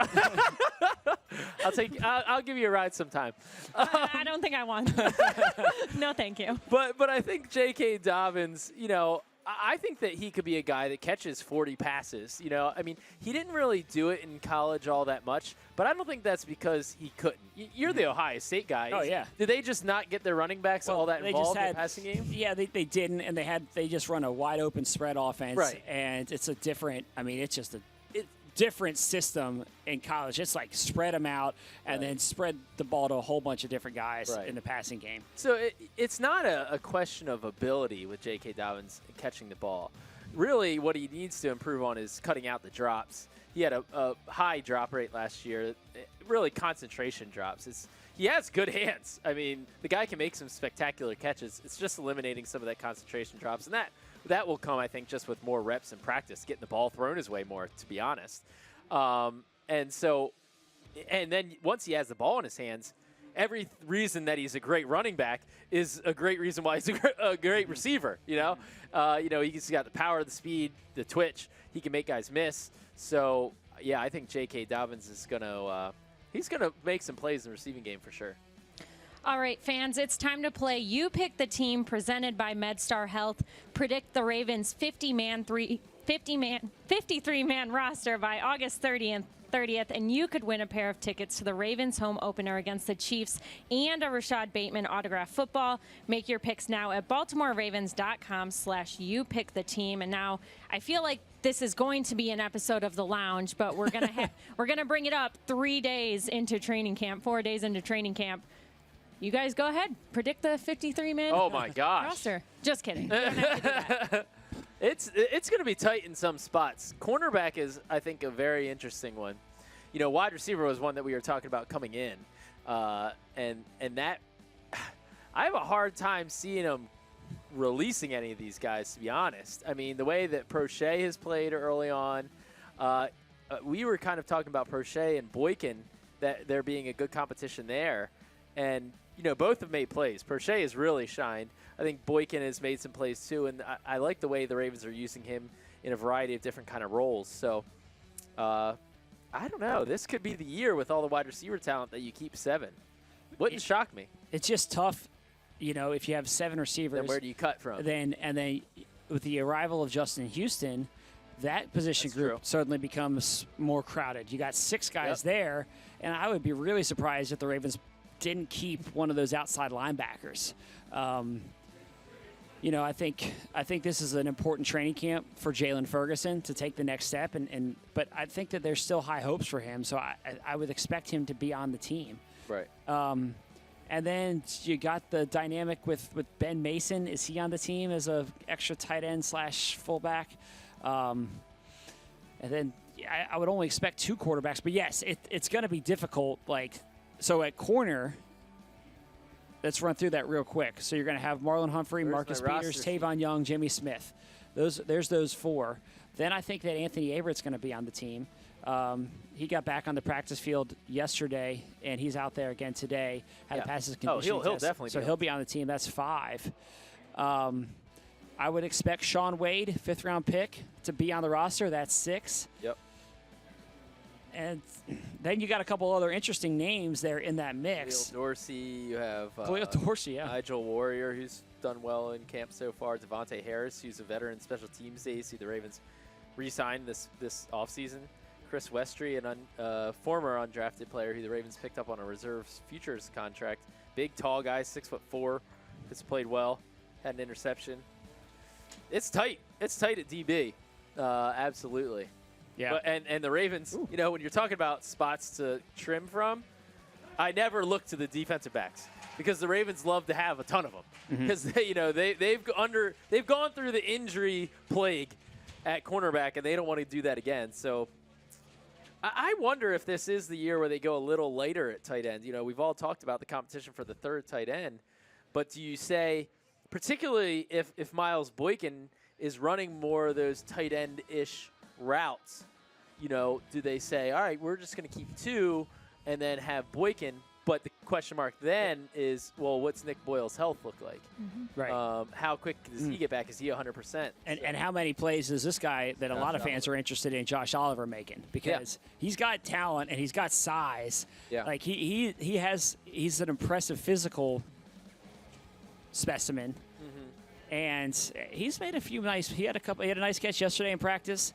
That was a nice catch. Yeah. Like, does he do enough to earn his way onto the team? Yeah. Another spot where they do have a lot of position flexibility, but you never like to be late at, is on the offensive line. You know, you have Patrick McCrary who can play every single position, literally. You have Tyree Phillips who can play both tackle spots and guard. Yep. Right. So like, once again, you don't like to be late on the offensive line, but could they perhaps go 1 fewer there just because you have some super subs? Yeah. Man, Watkins. I'm telling you, I'm on the Sammy Watkins train. Get on board. It's going to be too late. It's going to pulling out of the Seats are station. filling up. Seats are Do you filling want to up. make a train noise now? Woo-hoo! See that? There it is. A little more what I picture when I think of a train. The noise. Oh, there it is again. We actually have a fan question about the O-line asking about how Alejandro Villanueva is looking at right tackle. Yeah, let me take a good look here before I answer that one. Well, he's not out there right now, so it's going to be tough to there. answer because the first team offensive line wasn't out there. So Odafe Oweh just came in for the sack. Yeah, but not against Villanueva. Yeah, Villanueva is looking good standing there watching practice right now. He looks tall. Yeah, he's big. No, I mean I'll start on this one. Villanueva, I think, is going to be rock solid at right tackle. Or even signed him for a reason. He's been a proven veteran. I think that he is excited to play in this offense. This offense is an offensive lineman's dream in a lot of ways. Specifically offensive tackle. Yeah, you can run. When you have a good running game, which the Ravens have had the best running game in the NFL, a historically good running game, and I expect them to once again have the best running game in the NFL. If you can just clear the way and you're not spending all game backpedaling against guys like Myles Garrett and J.J. Watt, that is a dream scenario for an offensive tackle. Absolutely, yeah. I mean, Villanueva is going from the most offensive tackle friendly, or going to the most offensive tackle friendly offense in the league from the worst, the least friendly offensive tackle offense in the league in Pittsburgh, which threw the ball more than any team in the league by a wide margin. I mean, they're dropping back and Ben's throwing the ball 50-plus times every game. Exactly. And you talk to any offensive tackle, they'll say, oh, I would much rather run block than pass block, especially against these freaks on the edge in the NFL. So Villanueva, was interesting is that when he was coming out of college at Army, he prided himself on his run blocking, and that's what he really did at Army. You know, they're like the triple option. Yeah.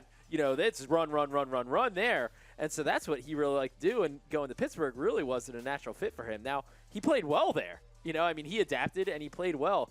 It's funny with him, whenever we would play the Steelers, and I say we because obviously I'm on the field, I would always look down and see Villanueva and just how big he is, and, like, watching him go against Suggs, like, it seemed like he always played really well against Terrell Suggs. And I always say, where did they get this guy? Yeah. He's huge. Like, I don't remember them making a high draft pick. Like, where did this guy come from?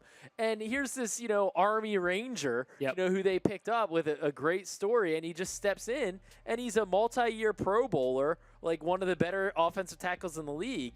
So it was really kind of a boon for the Steelers that now the Ravens are like, you know what, we'll take a little bit of that. Yeah, absolutely. And I think that an impressive guy. His story, I mean, you just touched on it. He's got an incredible story, so I'm excited to see what he does this year. And obviously, Orlando Brown, losing him, we all loved Orlando Brown, baby Zeus.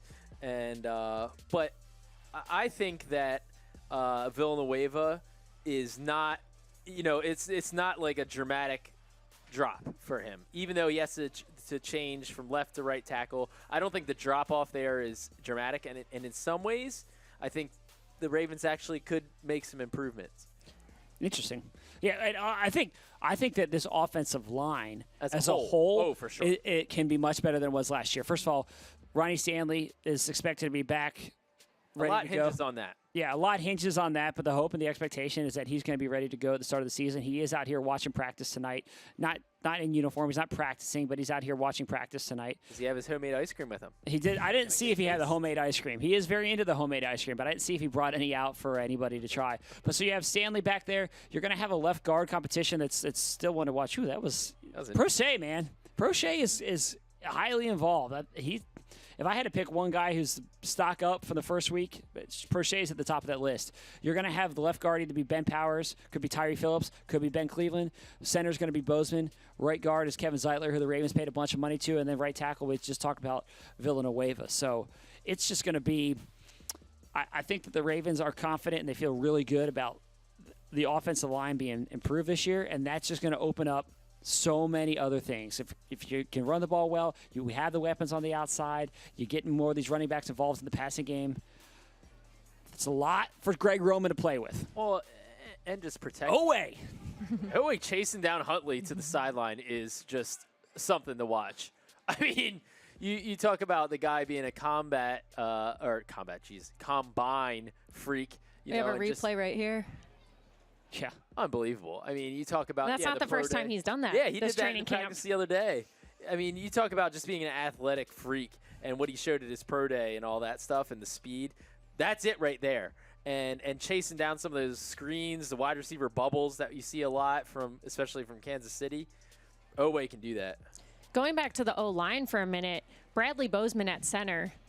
I mean, how is he that's new for him here with the Ravens. He feels good at center. That's where he was at Alabama. So how is he looking under center? Yeah, I mean, I think it's still good. He's getting used to it. He's getting reacclimated. The first practice, he had a couple, one of the first snaps of 11-on-11s in training camp zipped over Trace McSorley's head.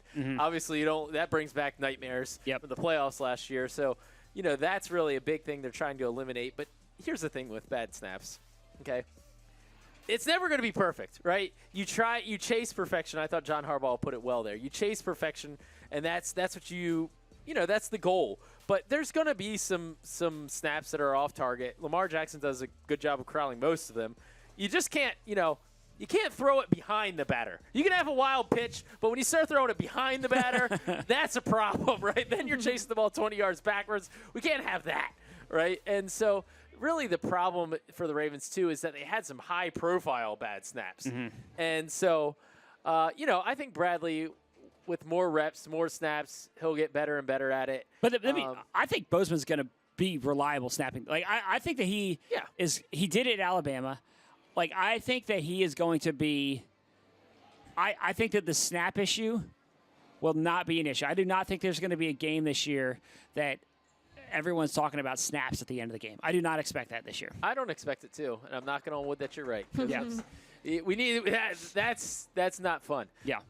So, and then from a blocking standpoint, I mean, Bradley's been one of the better guards in the NFL in his young career, and I expect that to honestly improve at center because that's just kind of the player he is in his natural spot.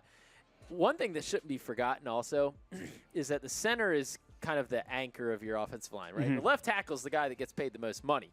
That's a premier position. But the center is really the anchor. And he's a great candidate to have for that. I mean, really well liked, really well respected, good communicator. I just think, obviously like a team leader, I just think that he checks a lot of boxes for what you want in your center. I totally agree. I think going back to what I said earlier, I just think that the overall play of the offensive line is going to be elevated this year, and I think that's going to open up opportunities for everything. So we're continuing here in 11-on-11. Coach Harbaugh is talking to the defense a little bit. Not sure exactly what he's saying. Instructions. They like to do some situation-type stuff over the course of practice. That's one thing that often is the case. And so they'll simulate third downs. It's not like they go out there and just scrimmage like it's a game the entire time. It's all a lot of situation-based stuff that they go through. And so that's the case here. But as they go back into 11-11, Tyler Huntley's at quarterback along with the first-team offense. And he's taking a shot to Sammy Watkins, but nothing there. Good Anthony Averett, yeah. Anthony Averett kind of ran him out of bounds, a little bit overthrown.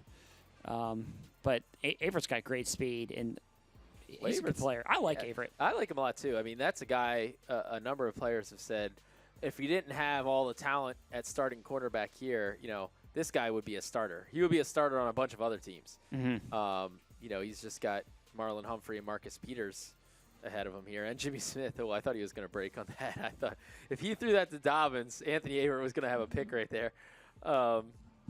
Averett's, here's another Alabama corner, just like Marlon. He played with Marlon at Alabama. Fast. He's got all the skills. He's one of the faster guys on the team, Anthony Averett is, so he's a good player. Mark Andrews laid out. He's not taking practice off. He laid out there. Didn't come up with it, but gave it all that he had there. So that was a replay of this. They're going to be punting on this one. He's kind of little wide. Yeah. What do you think for Mark Andrews? Does he have his best year yet? Like I was talking about, you have more wide receivers. There's just more available. There's more room for Mark Andrews to operate, in my opinion. Here's a guy who is going into a contract year. Not that I think that really motivates him to have a bigger year, but I think he could put bigger numbers than he did in 2019, to be honest. Interesting. Well, because the flip side to that argument is obviously you got some more guys to throw the ball to, and there's only one football to go around. Like we talked a little bit earlier, part of the issue for Sammy Watkins in Kansas City, while he was good, he didn't put up huge stats because they got Tyreek Hill and they got Travis Kelce. But the Ravens now have more weapons. Yeah. And so does that hurt?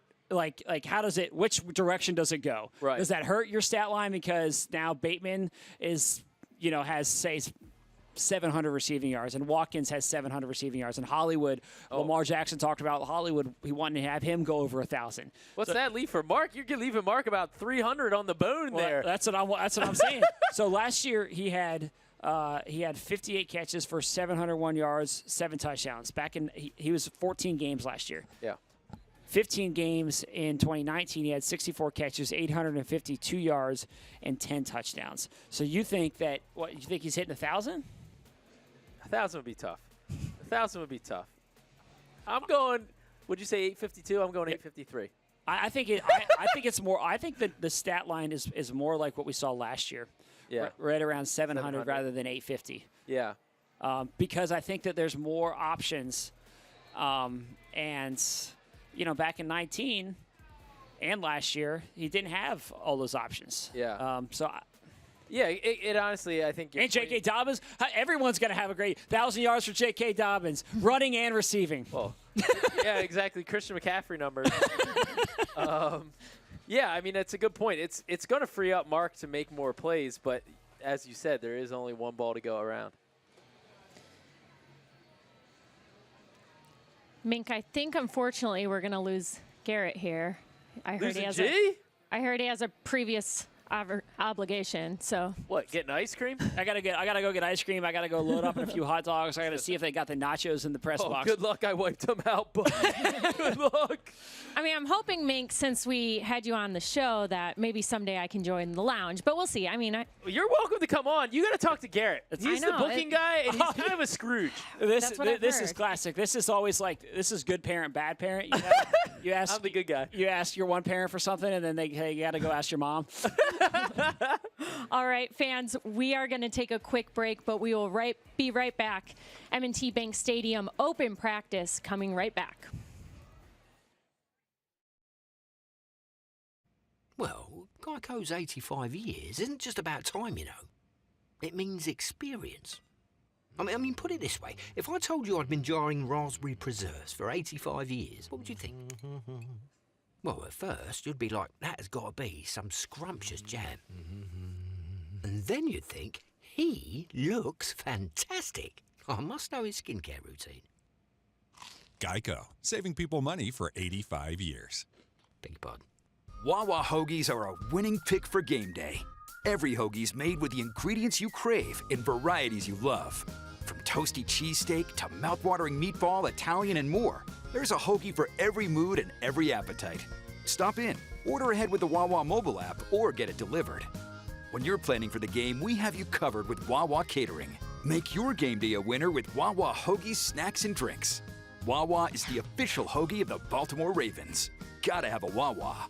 At PMSI, we feel that to beat the bug, one must be better than the bug. The house centipede can run up to 1.3 feet per second. PMSI is faster. An ant can carry 10 times its body weight. PMSI is stronger. Rodents are excellent climbers. We're even better. There isn't a pest problem PMSI can't beat. Call today for 10% off your first service. PMSI, better than the bug every time. Even though nobody. Fans, don't forget to save the date for the Ravens Countdown to Kickoff presented by Miller Lite. Monday, September 13th at M&T Bank Stadium. Live performances plus a watch party for the Ravens versus Raiders game. Stay tuned to BaltimoreRavens.com for more information. You're watching Training Camp Live presented by Geico. We are now joined in the booth by a Baltimore journalism legend, really. Keith Mills. Keith, thanks so much for joining us. Highly debatable right there, but I appreciate that. Keith, how does it feel being back in the bank with fans? It's fantastic. To me, that's one of the two big storylines tonight. One is the fact that, you know, you get a chance for the young kids to step up again that we've seen first 3 or 4 days of training camp. Rashod Bateman making a great play against Marlon Humphrey earlier in the practice tonight. But the big story to me is the fact that there's 30-some thousand fans here renewing their love affair with the Ravens. 26 years now, these fans have made this franchise one of the best in all of American sports, without question, in my opinion. And the fact there's so many moms and dads and kids out here to savor the night is fantastic. I mean, it's also a great opportunity for these rookies to play in front of Ravens flock, but also these second-year guys who really didn't get to experience this last year. This is so cool for J.K. Dobbins and Patrick Queen. It was interesting because way back in the draft process, John Harbaugh was asked by, maybe it was you or Garrett, I think it was one of you two guys, about that very question, the second-year guys, Patrick Queen and Justin Madubuike and J.K. Dobbins. Yep. And he said, you know, he's really looking forward as the season goes on to see which one of those guys really pops and becomes the next Pro Bowl player. You know, and I thought that was really interesting on his take, because we always talk, Ryan, about making that big jump from first year to second year. It's a mantra the coach has been talking about since I've been following the sport. And to see the development now of Madubuike, just his change in physique, and Patrick Queen is pretty impressive. Well, and two, they really lost a lot of off-season practice time last year. And not just that, but just time with the training staff, the strength and conditioning staff, all that stuff was lost last year in COVID. And that's a big deal for a young player. And that's often where you see the jump that these guys make from year one to year two, is physically being in that NFL weight room. So now the ability to go in there this offseason and do that has been really nice for them. And just this practice time is invaluable in their progression. Oh, no question about it. The weight room stuff is invaluable as well. Plus just the sheer experience of life in the NFL. Yep. How to take care of your body, how to get through a training camp now with OTAs already in the books, and the stack days, as John Harbaugh likes to talk about. And I think there's a big reason why there is that big jump. But also, too, the other thing is, it's confidence. Anytime a professional athlete steps on the field, there's a degree of confidence. younger players don't have as much as a Calais Campbell or a Sammy Watkins, who's done it in this league year after year after year. The more you do it at this level, first or second year, the more confidence you get. And again, I'll go back to that Rashod Bateman play. He did it, but he did it against Marlon Humphrey, who's one of the 2 or 3 best cornerbacks in the league. You talk about boosting someone's confidence early in training camp, early in his professional career. Marquee play right there. Yep, for sure.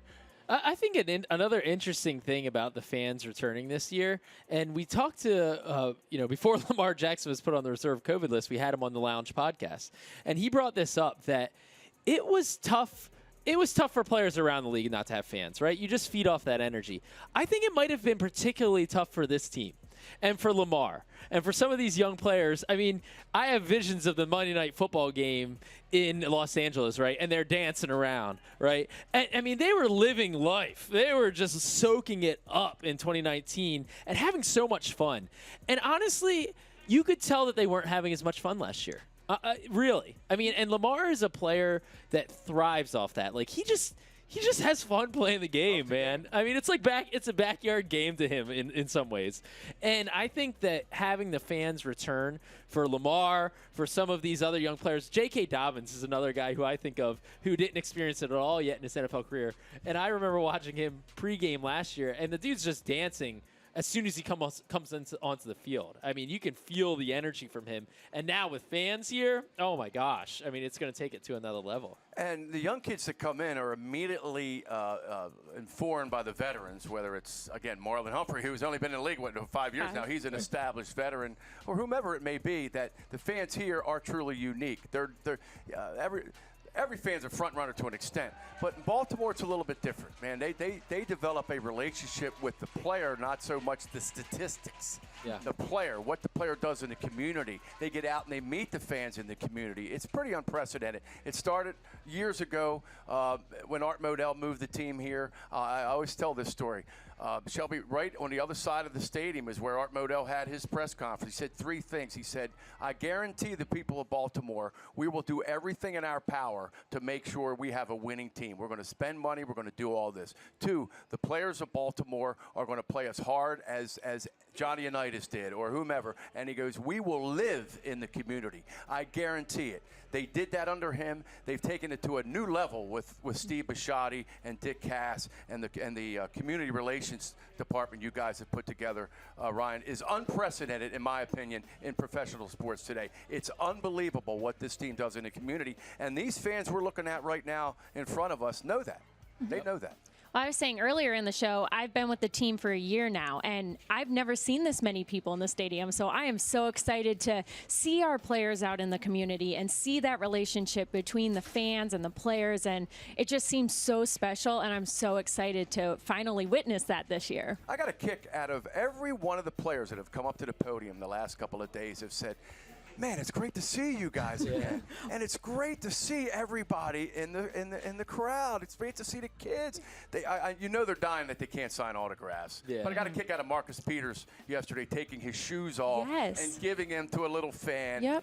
You think that doesn't resonate? Yeah. J.K. Dobbins took his gloves off. Marlon came over. I mean, just getting those little interactions back is so big for these guys. Once the kids see one pair of cleats come off, they're like, all right, that's it. Strip down. I want the jersey. I want the pants. I want the socks. Well, Jimmy Smith was getting ready to do his press conference. He had brand new shoes on. And I'm like, obviously you didn't get rid of them.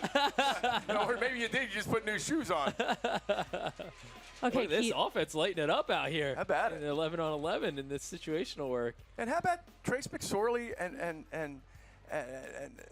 Tyler Huntley? It's been incredible. A nice replay there. You talk about taking advantage of an opportunity. It's been the mantra since the first day of camp, and everybody said, hey, this is their chance. It's their chance to get reps you can never prepare for normally, or you pray for, I think is what John Harbaugh said. And I give him a lot of credit. I thought both guys in tough times last year came on the field in crucial situations and stepped up big time. Delivered when no one really thought they would, particularly Huntley in the playoff game. Trace McSorley in the Pittsburgh game coming in and hitting Hollywood Brown with a 70-yard touchdown pass to keep that game alive. So give these guys a lot of credit. John Harbaugh said the other day, football is turning negatives into positives, and this is one of them. Okay, so Lamar's not here for 10 days. Let's make it a positive for these young kids. Next man up. Absolutely. I mean, yeah, they're getting reps people dream of getting. So this is so valuable for these guys. Keith, this team heads on the road week 1 to Vegas, Monday Night Football. What do you expect out of that game? Bring it on, they're saying right now. Bring it on. National TV. Are you kidding me? Is this going to be a homecoming game for the Raiders? Ryan will tell you, one of the biggest wins the Ravens have ever had was when they were closing Texas Stadium down in Texas on a Saturday night, rare Saturday night game back in 2008. They sent the Ravens down there. They had all the Cowboy great players. It was going to be a big send-off, and the Ravens kicked their butt. And I remember Ray Lewis and Ed Reed standing in the end zone at the end of the game, waving to the fans as they were leaving. Don't be surprised if that happens opening night in Vegas, because you mentioned the Rams game 2 years ago in L.A., or maybe 3 years ago now. One of the best games I've ever seen the Ravens play. Oh, gosh. They demolished a really good team in their home ballpark on Monday Night Football. Wade Phillips was the defensive coordinator, who's one of the best in the history of the league, who had absolutely no answer how to stop this demolition. And I got a feeling, granted it's only week 1, but the Ravens are going to come not just ready to play, but ready to make a real statement as to just how good they are. I like it. Well, John Harbaugh always has his team ready for week 1. No question. I mean, this team, I'm sure around the league that there are coaches who see that schedule come out and they see Ravens week 1, they look up the stats, they're like, dang, we had to get a week 1? Yeah. Come on. You brought up a great point. The fact these kids love to play the game. It's one of the criteria that Eric DeCosta, Ozzie Newsome, Vince Newsome, the personnel gurus of this team. It's one of the criteria to bring these kids into the Ravens. Do you love to play? You have passion for it. I guess what Justin Tucker just. That was what, a 45-yarder? 45 to win the game, I guess it was, right? And that's a mantra that started with Brian Billick and Ray Lewis 21 years ago. Ray Lewis would tell the team before every game, he goes, a couple of things. One, nobody's going to outwork us, and we let her rip. Play with no fear of failure, nothing to lose. And that pretty much, Ryan, has been the mantra for this team right on through John Harbaugh's tenure here, right on through this young team now that's led by some real established veterans like Calais Campbell and Derek Wolfe, and now you're seeing Alejandro Villanueva come in here. Established veteran guys, been around, but again, loves the mantra. No fear of failure, play to win, not to lose. Yep. Yeah, absolutely. You definitely see that from these players. I mean, I like that John kind of lets them be them, and I think that really speaks to the culture too. And it's a reason, honestly, why people want to come here. I mean, we're talking about Justin Houston, before you came on, and what a big move that is. And Adam Schefter reported, Schefter reported that he took significantly less money to come to Baltimore to come play here. And I imagine not only to give himself a chance to win a championship, but also word is out about the kind of franchise that the Ravens have here and how they treat their players. John Harbaugh, being a veteran coach, has really settled into his own. He knows how to take care of these guys, how to push them, but also how to take care of these veterans. And it's just a culture that I think everybody around the NFL knows and wants to be a part of. It's part of John Harbaugh's genius. And when John first came in here, he'll tell you. And I remember asking him a question his first training camp. And, I mean, they had almost like 3-a-days at that time.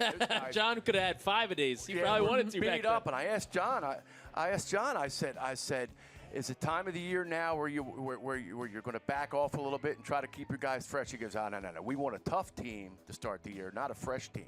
And they made the playoffs that year, and they made the playoffs the next 8 years.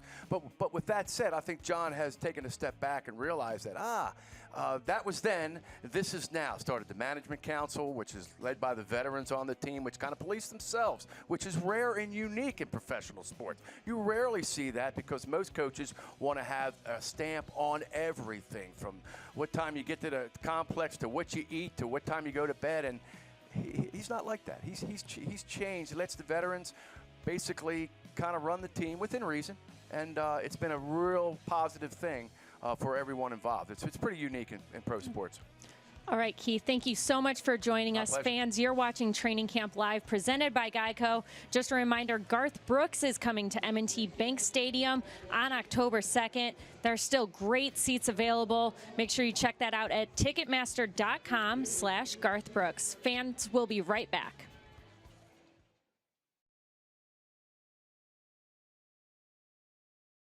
Calling all Ravens fans. Tackle your hunger all season long with these exclusive Papa John's deals, like the Ravens toppings for touchdowns. A large cheese pizza is just $8.99 the day after every game.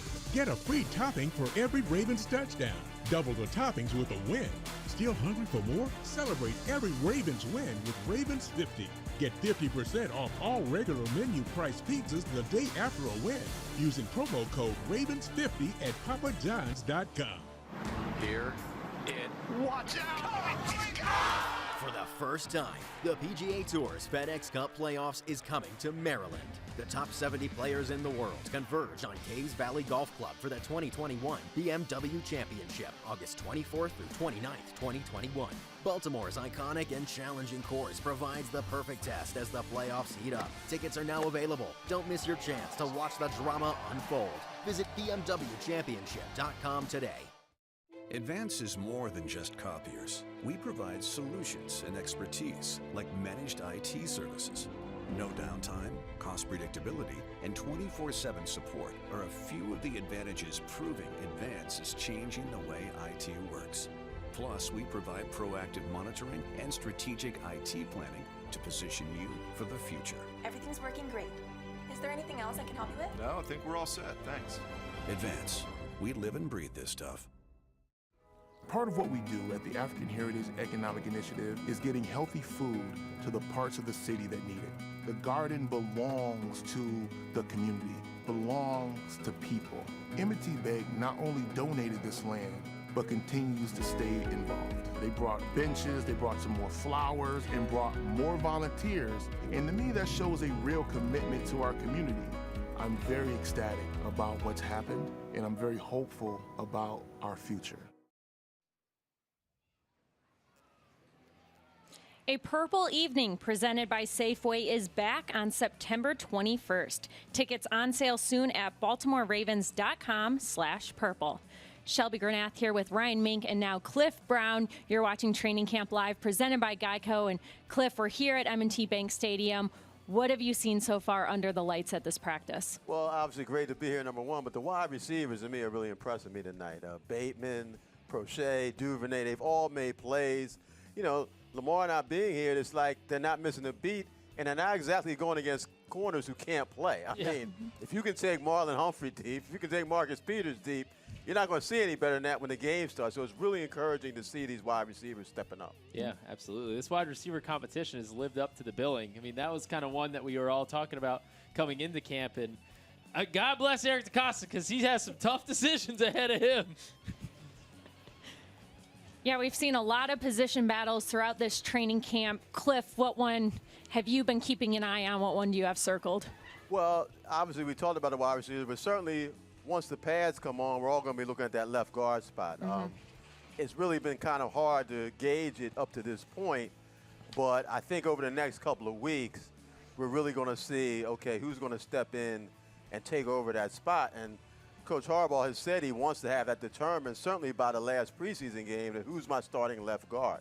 And really, when you look at how many changes they've made on the offensive line, that position as a group is so important to what the Ravens do. 2019, Baltimore had a dominant offensive line, which was a major reason why they were 14-2.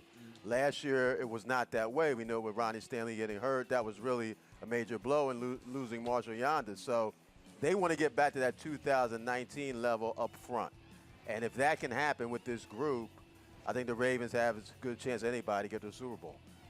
All right, fans, right now in practice, we have Justin Tucker out there. We're working on field goals right now.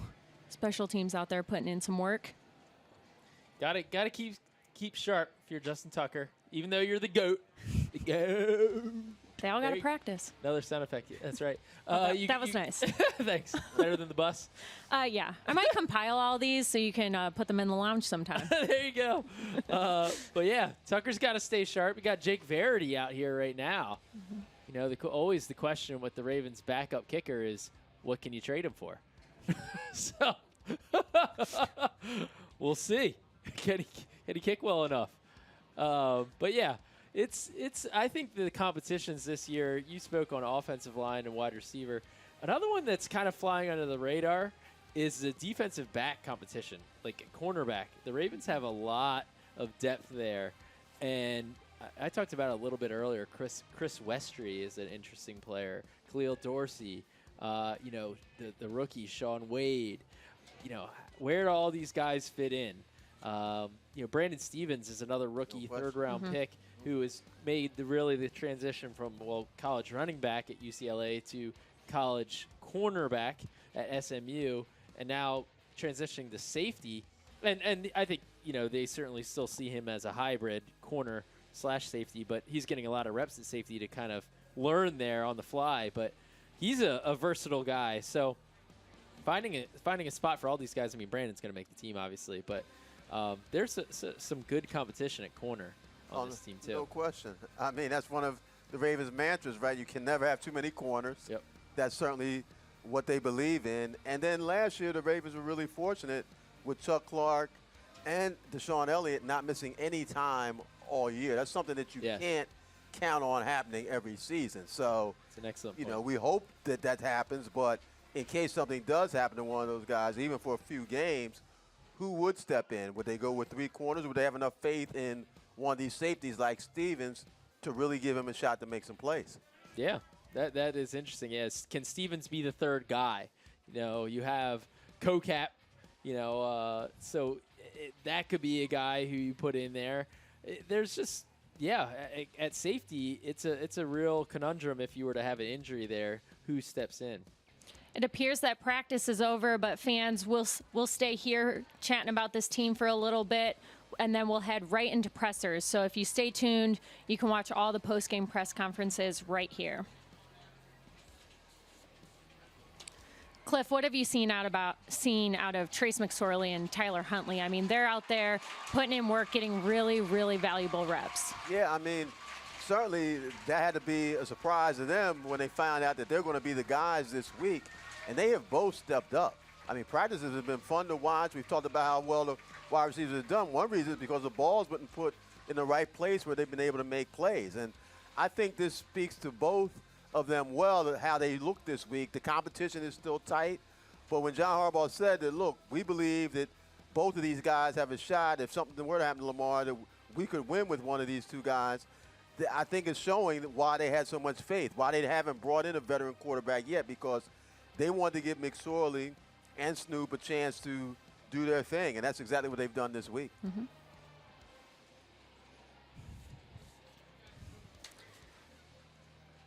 Cliff, what about the addition of Sammy Watkins? What has he done so far for this offense? Looked really good. Yeah. I love the way he uses his body. I love the way he seems to be so comfortable in the red zone. And he's a guy I haven't had a chance to see play as much as some other veterans around the league. You know, he's been hurt a lot. In Kansas City, he was not the main guy. There were other guys kind of stealing the show there. I think this is a great fit for him. He's talked about his relationship with Keith Williams. Greg Romans loves him. He just feels really comfortable here. Mm-hmm. And I think if he can stay healthy, which is the big thing with Sammy, if he can do that, I think he's going to produce.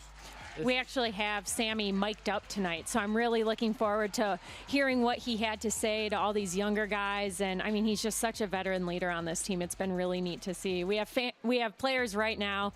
I mean, fans are going crazy. You have J.K. Dobbins, Ben Cleveland. Everyone's throwing their gloves up into the stands. Just a lot of excitement around this team, and it's so good to have fans back in the bank. It's cool because usually at the end of this practice, pre-COVID, they could go around and really interact with the fans and sign autographs. And gosh, they would sign autographs for the longest time. And unfortunately, you know, as much as we all wish COVID were completely gone, it's not. And but they're making kind of the best of it. I mean, every player coming off is just taking their gloves off and chucking their towels and everything into the stands. This is neat to see. Our poor equipment guys on Monday. Yeah, they're going to need to restock. Refill the lockers because I don't know if any of them have gloves left. Good thing that's all we've seen. We haven't seen shoes being thrown into the stands, exactly. so that's good. Please, keep we're it running safe. low on cleats. Keep it safe. This is cool, though. It's the players really enjoy this stadium practice and the chance to interact with the fans a little bit. And that's what Jacoby Jones was saying, too. Like, this is such a cool night for them, and we've talked about the young guys getting this experience, and a lot of these guys are experiencing Ravens flock for the first time, and it's just a neat experience. It gives them a sense of what they're in store for, especially these young guys. You hear about the Ravens fans, but we were all robbed of that experience last year. I think this year it's going to be even louder than it usually is in here, if that's possible, because you can just tell people are just so excited to get back up in here. Yeah. I mean, you think about those second-year guys and, J.K. Dobbins coming from Ohio State and you have Patrick Queen coming from LSU. They were used to some packed stadiums, and so to come and have no fans, I think they're in for a treat this year. Marcus Peters coming over to the crowd. Watch those shoes. Yeah. Watch those shoes.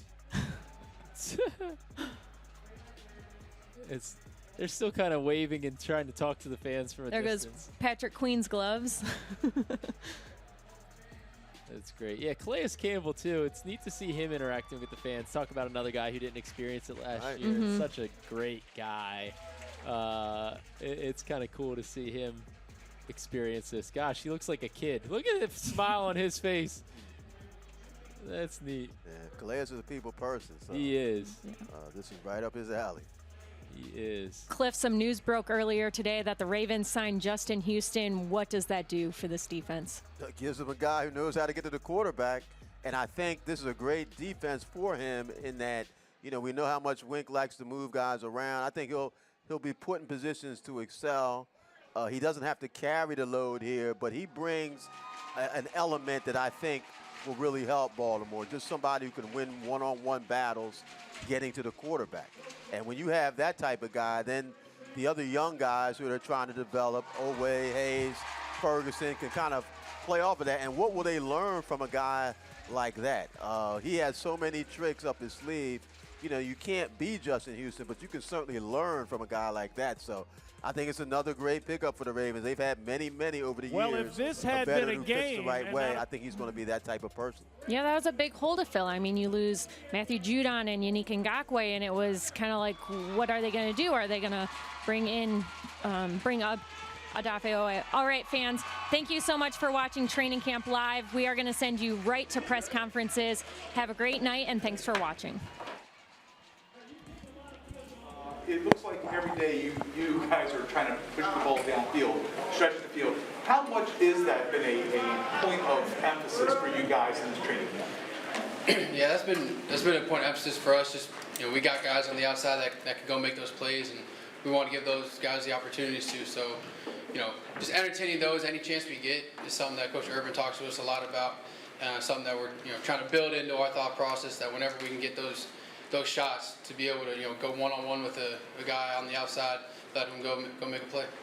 Tracy, you obviously never want to see a teammate be sick or not be in the building, but how beneficial have the reps been and just the consistency and the volume of opportunities you've been getting in camp so far? Yeah, exactly like you say, you never want to see a teammate get sick or go down for any reason, but whatever opportunities we do get, Snoop and myself and even Kenji just try and take advantage of them. Control the things that we can control, and whatever opportunities, reps we can get, take advantage of it, because sometimes you don't always get those reps. And whenever you can get that opportunity to get in there and try and make the most out of it, and really just use that time to build chemistry with these guys that we'll be working with in preseason. Sure, it seems like even all the quarterbacks are really comfortable throwing James Prochet. What have you seen from him as a second receiver? Yeah, James is just an absolute workhorse. I mean, the dude is the first one out on the jugs every single day. He's one of those guys that he works so hard on his craft that you can kind of rely on him to be in the right spot every single time, running the right route, running it well, and he's very clean.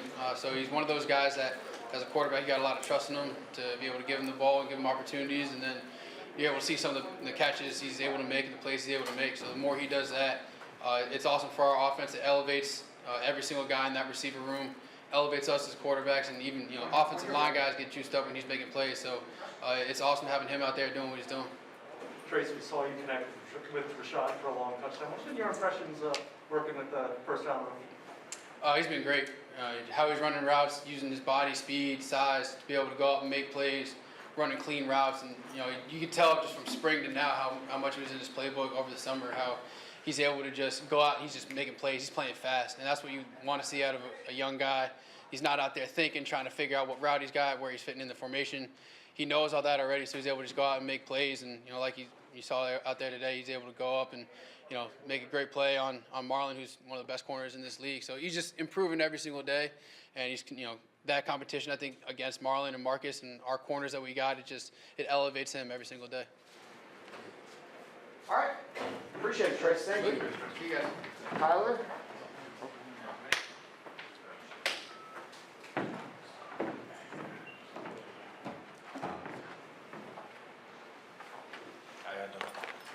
Doing well. Tyler, is this a certain situation where, again, a teammate goes down, is it like kind of next man up mentality when Lamar Jackson's not in there for you guys? Yeah, it's just a good opportunity for us to just get a couple more reps, just learn the different aspects of being in there with the first team and everything. But yeah, it's just a good opportunity right now. Tyler, where do you feel like you've grown the most since you got here? Mostly playbook and mostly the playbook, just elevating my knowledge in the offense and taking full control of it. Tyler, when you think back to the circumstances of last year, no spring, you didn't get preseason games, how beneficial has this spring and now knowing you're going to kind of have a normal training camp in preseason, how beneficial has that been with your development? I feel like it's a great thing because the spring prepared me good for the camp. And the preseason, I just feel like everybody plays better in the game, so I feel like it's going to be good. How do you feel to be here at the M&T Bank Stadium and be around fans? It's amazing. The fans are amazing. I didn't think that many fans was going to be here. It just showed you how good the culture is around here. Just what was your reaction when you heard the news about Lamar? Obviously it meant a lot more for you. Kind of what were your feelings? Well, I was mad because it was like, dang, he got it, the COVID again. That's my boy, and it's always good to have him around. Like he bring the spirit around, and he just had the whole facility feeling different. So it was like, dang, we're gonna miss him for 10 days, but once he come back, he gonna be on this thing. Tyler, just curious, because I think this is the first time we're all speaking to you since you signed. Kind of going back last year, being an undrafted rookie free agent, I mean, what kind of convinced you and what told you on joining this organization? Oh shoot! I know Hollywood, I know LJ, and that's what really sold it. Like being able to come where you know somebody, you feel better and comfortable to just play football, and I felt like that was the start. And then who don't want to play for the Ravens? All right, Tyler, thank you very much. Appreciate it. Good afternoon, everyone.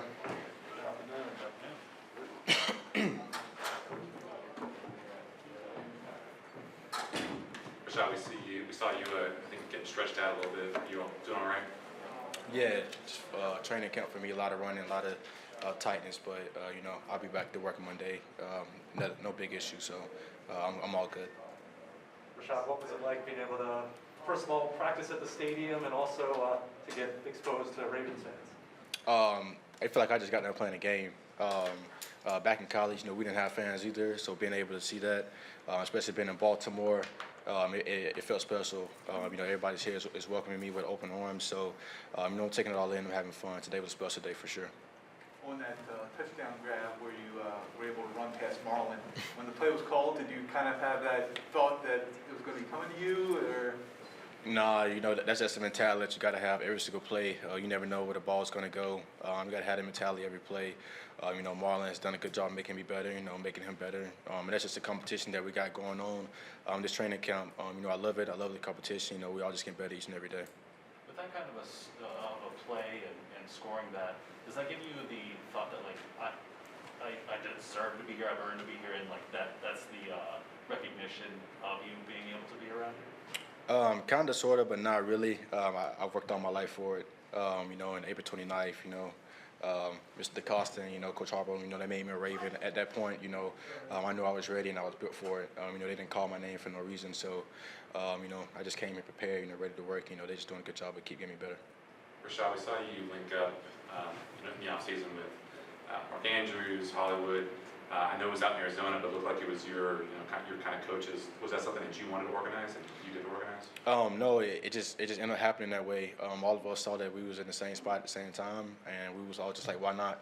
We all chased the Super Bowl, so we all why not get better together? So we all we communicated, got together. We just focused on the things that we need to focus on.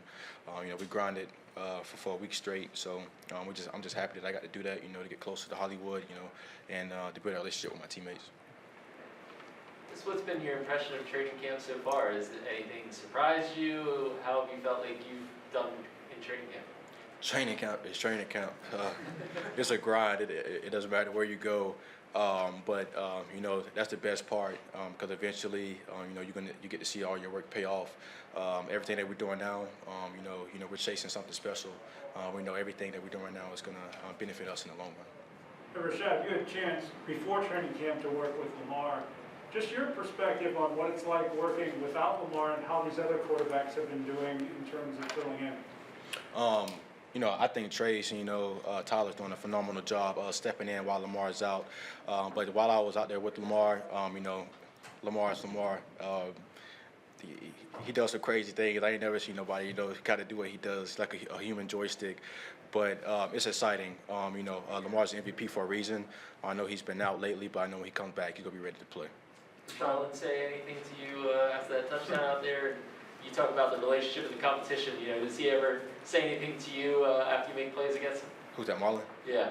Nah, we kind of keep it professional. We move on, and we go on to the next play. All right, Rashod, we appreciate you. Thanks so much. All right, thank you. Y'all have a good day.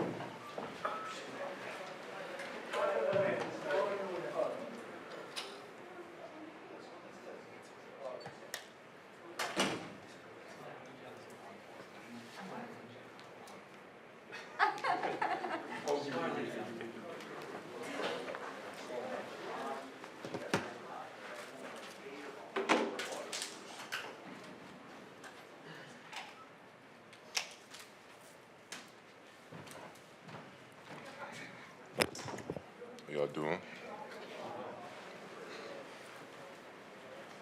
Odafe, just what are your thoughts on training camp for you so far, and as you take the maturation in your career? It was just a lot of hard work. It's a little different from college, but I'm taking it every day. One rep at a time, just getting better. Working with Coach Drew, Coach Wink has a great scheme together for me as well. So I'm just trying to get better every day. So that's how I'm taking it. Odafe, what was it like getting to practice at the stadium and getting to practice in front of Ravens fans? Yeah, it was crazy. It was really electric. I haven't played in front of fans in a while because the Big Ten didn't have fans, and COVID and everything. So it was really electric, and the butterflies were in my stomach. I was just getting pumped up. A little anxiety, but it was good anxiety. So, it helped me play better, play faster, and it gave me a little adrenaline rush. But I already know that it's going to get better than that. So that's good. Odafe, we saw you running briskly in the tunnel a little early. Is everything okay with the injury? Yeah, I just had to get back. How has it been going up against veterans like Villanueva? It's been good. A lot of good work. Iron sharpens iron. Going against Villanueva. His set he changes it all the time, so that's good. He gives me angle sets, jump sets, sinks back as well. So, it helps me just really build my repertoire and, try to, work different moves and stuff like that. But, it's all just attacking the set line and then, dictating it off that. So, getting work with Villanueva has been good. He teaches me as well. He lets me know what I could have done better each rep. and then I let him know, certain things that, that really, stop edge rushes and stuff like that. So, it's been good work. Odafe, I'm sure you saw the news about the Ravens bringing in Justin Houston. Just what are your thoughts about that move? And we got better. That's how I can take it. It's an opportunity for me to learn from a guy that has 97 sacks. That's always great. I'm learning from Calais every day, and now you just added another guy that has a history of just getting to the quarterback. I can use help. Every angle I can get. We just added another nice outside linebacker. So I just see it as competition as well. But I'm getting better, so I'm good. Odafe, John Harbaugh the other day talked about how serious you are in terms of going about your business. Is that how you've always been as an athlete? Yeah, I'm just real. I just really intentional on what I got to do every day, and just if you want to succeed, as everyone say, that there's different options you can take, but it really isn't just one route you can take, and that's the route to succeed. So I just try to be focused, laser focused, and go about my business. That's always how I've been. Odafe, one move that we've seen you use really well during the one-on-ones is that spin move. Is that something that you had in your bag last year, or is it something that just kind of new to your game? I always had it, but I just never really used it, just because rush integrity things that we were taught to do in college. But it's going to be really big for me because I'm fast, so my get off, if I could force it up the field, attack the set line, and then I have him selling out, I could just spin back in, and I can do that pretty twitchy. I have a lot of twitch, so I can do that pretty fastly. So that's something that I'm going to try to keep on perfecting and get better at. So. One more? I know you have that basketball background. I mean, do you look at those one-on-one pass rushes like a one-on-one on the court where all it takes is just one move to get a guy off balance and you can get by him? Yeah, it's just manipulating leverage. So, like I said, getting it up the field, you see him selling out, and then as soon as he tries to punch or shoot his hands, chop it down and spin back in. So, like I said, it's a lot of fast twitch, manipulating leverage, seeing his body move, and then quickly going inside. So. All right, thank you, Odafe. Thank you. Appreciate it.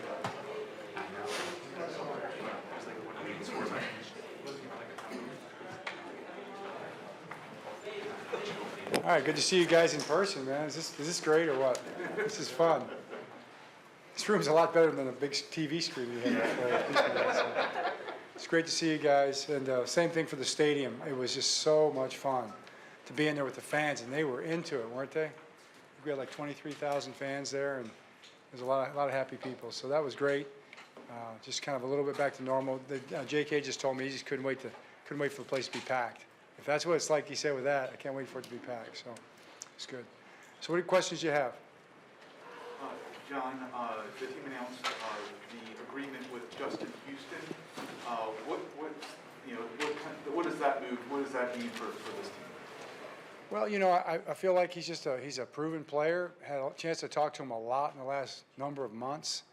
He really wanted to be here. He wanted to be here months ago, and for it to work out the way it did, I just compliment him, his agent, Eric, for getting it done. A number of players, Marcus Peterson here, very close. I know Marcus has been working on him, to get him here for a while, and even in the last couple of days, Marcus made a couple of visits over my way, to make a couple calls. So we have a role for him. And he's got a chance to really help us, so I'm excited about it. You said Houston wanted to be here a few months ago. What's that again? You said Houston wanted to be here a few months ago. Is there a reason for the patience in bringing him in? Did you want to see something first, or from your younger guys? I'm sure there's a lot of reasons for it. Probably more business reasons than anything, and just kind of seeing where things played out. But it's been great communication on both sides, and I'm glad to see it happen. Ozzie always says, team's not finished until September, and even then it's not finished. So we're in good shape with that. How much do you like just bringing in another veteran presence? So when you have Oweh, you have Dalen Hayes, Jalen Ferguson still young, even Tyus Bowser, but you have McPhee and now Justin Houston just so accomplished, just the influence he can have on those guys as well. Absolutely. I mean, he'll help those guys a lot. Obviously Purnell is a great leader in that room, and Tyus has grown into a heck of a leader in that room too. And, they're a pretty young group. So to get another guy who's been around, done so many great things, should help those guys quite a bit, especially whether it's football or just life or just, having a long, great career. I mean, all those things help. It's the young wide receivers just continue to put on a show in the first 4 days of training camp practice. I mean, You have Duvernay making plays, Prochet making plays. Just your thoughts on this wide receiver group as a whole and the steps that they're taking. Right. Well, I appreciate them. I mean, I do believe they're very talented. You know, I think Sammy is the point man there. You know, obviously, and you saw that tonight. And they all look really good. I mean, I love every one of them, and in different, unique ways. Can't wait to see them. I do think it's early. You know, as a coach, you know, we'll take it one day at a time. We're not even in pads yet, so I'm sure the defense would tell you that. You know, it's like, well, okay, but you know, we're not touching anybody right now, so we'll take it one day at a time and try to get better every day. John, we've seen Oweh put on some nice pass rush moves in the one-on-one drills. Do you like how he's coming along in that phase of it? I do. You know, it'll be interesting to see over the long haul what kind of career he has. But 4 days in, I think you try to form a first impression in terms of how does his skill set translate for any player? How does it translate from college to the NFL? And the way he moves, I think, is translated very well in the first 4 days. So I'm very excited about. But also the way he works. He's a very serious guy, man. I mean, every day you've seen his personality. How was he in here? Was he cracking jokes? Probably not. So, you know, he's into the playbook and he works really hard at it. Coach, how do you see McSorley and Huntley today during training camp here at the M&T Bank Stadium? How many did? Huntley and McSorley. Oh my God. Very good, good. Our quarterbacks. Yeah, I say McSorley, Yeah, McSorley. right. Yeah. Close enough. You got it. Yeah, I thought both those quarterbacks really did well. You know, they played the way they played all through training camp. You've seen them out there every single day. They've been on target. But here at the M&T Bank Stadium, Coach. That's a great. It's a big difference. That's a great point. I agree with you 100%. I mean, to take it now and transfer it to the stadium with the fans in there, to operate the offense the way they did, it's a great step for them. Exactly right. And you know, the next step will be when the pads come on Tuesday, and you know, after that into the game. So, you know, hopefully they'll keep taking those steps, and you know, soon enough we'll get Lamar back too, and we'll have all those guys together. You know, I thought we got a young quarterback from Baltimore City out there today. He did a nice job too. You know, he looked good, and we signed him a couple of days ago, so I think that's a big moment for him as well. Coach, I think we've seen really like J.K. Dobbins and maybe Calais Campbell to really embrace the experience that they had today because they didn't get to it last year because of COVID. Have you seen that a little bit from them too, especially the importance of something like today? That's a great point. You know, that's something that all those rookies. I mean, yeah, Calais he's been here as an opponent. You know, so he had to experience the other side of it, and then the rookies have never experienced that in the NFL. I mean, J.K. played at Ohio State. That's a lot of fans, but it's just nothing like the National Football League. You know, and for those guys to get a taste of that today, you know, they'll sleep good tonight. You know, it'll be something they'll remember. Jim, do you have an indication when Houston will be on the field with you guys in practice? Yeah, it's going to be a while. He's got to get vaccinated, in all honesty. So there's going to be a 5-day period there, but he's going to get in town as soon as he can. So we'll kind of get through that, get him his physical, those kind of things. Yeah. John, Trace McSorley said James Prochet is a workhorse. Work out pause. Work out resume. Work out pause. Work out resume.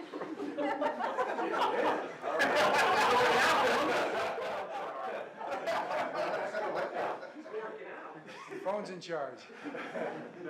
We know that James Prochet was a workout warrior last year.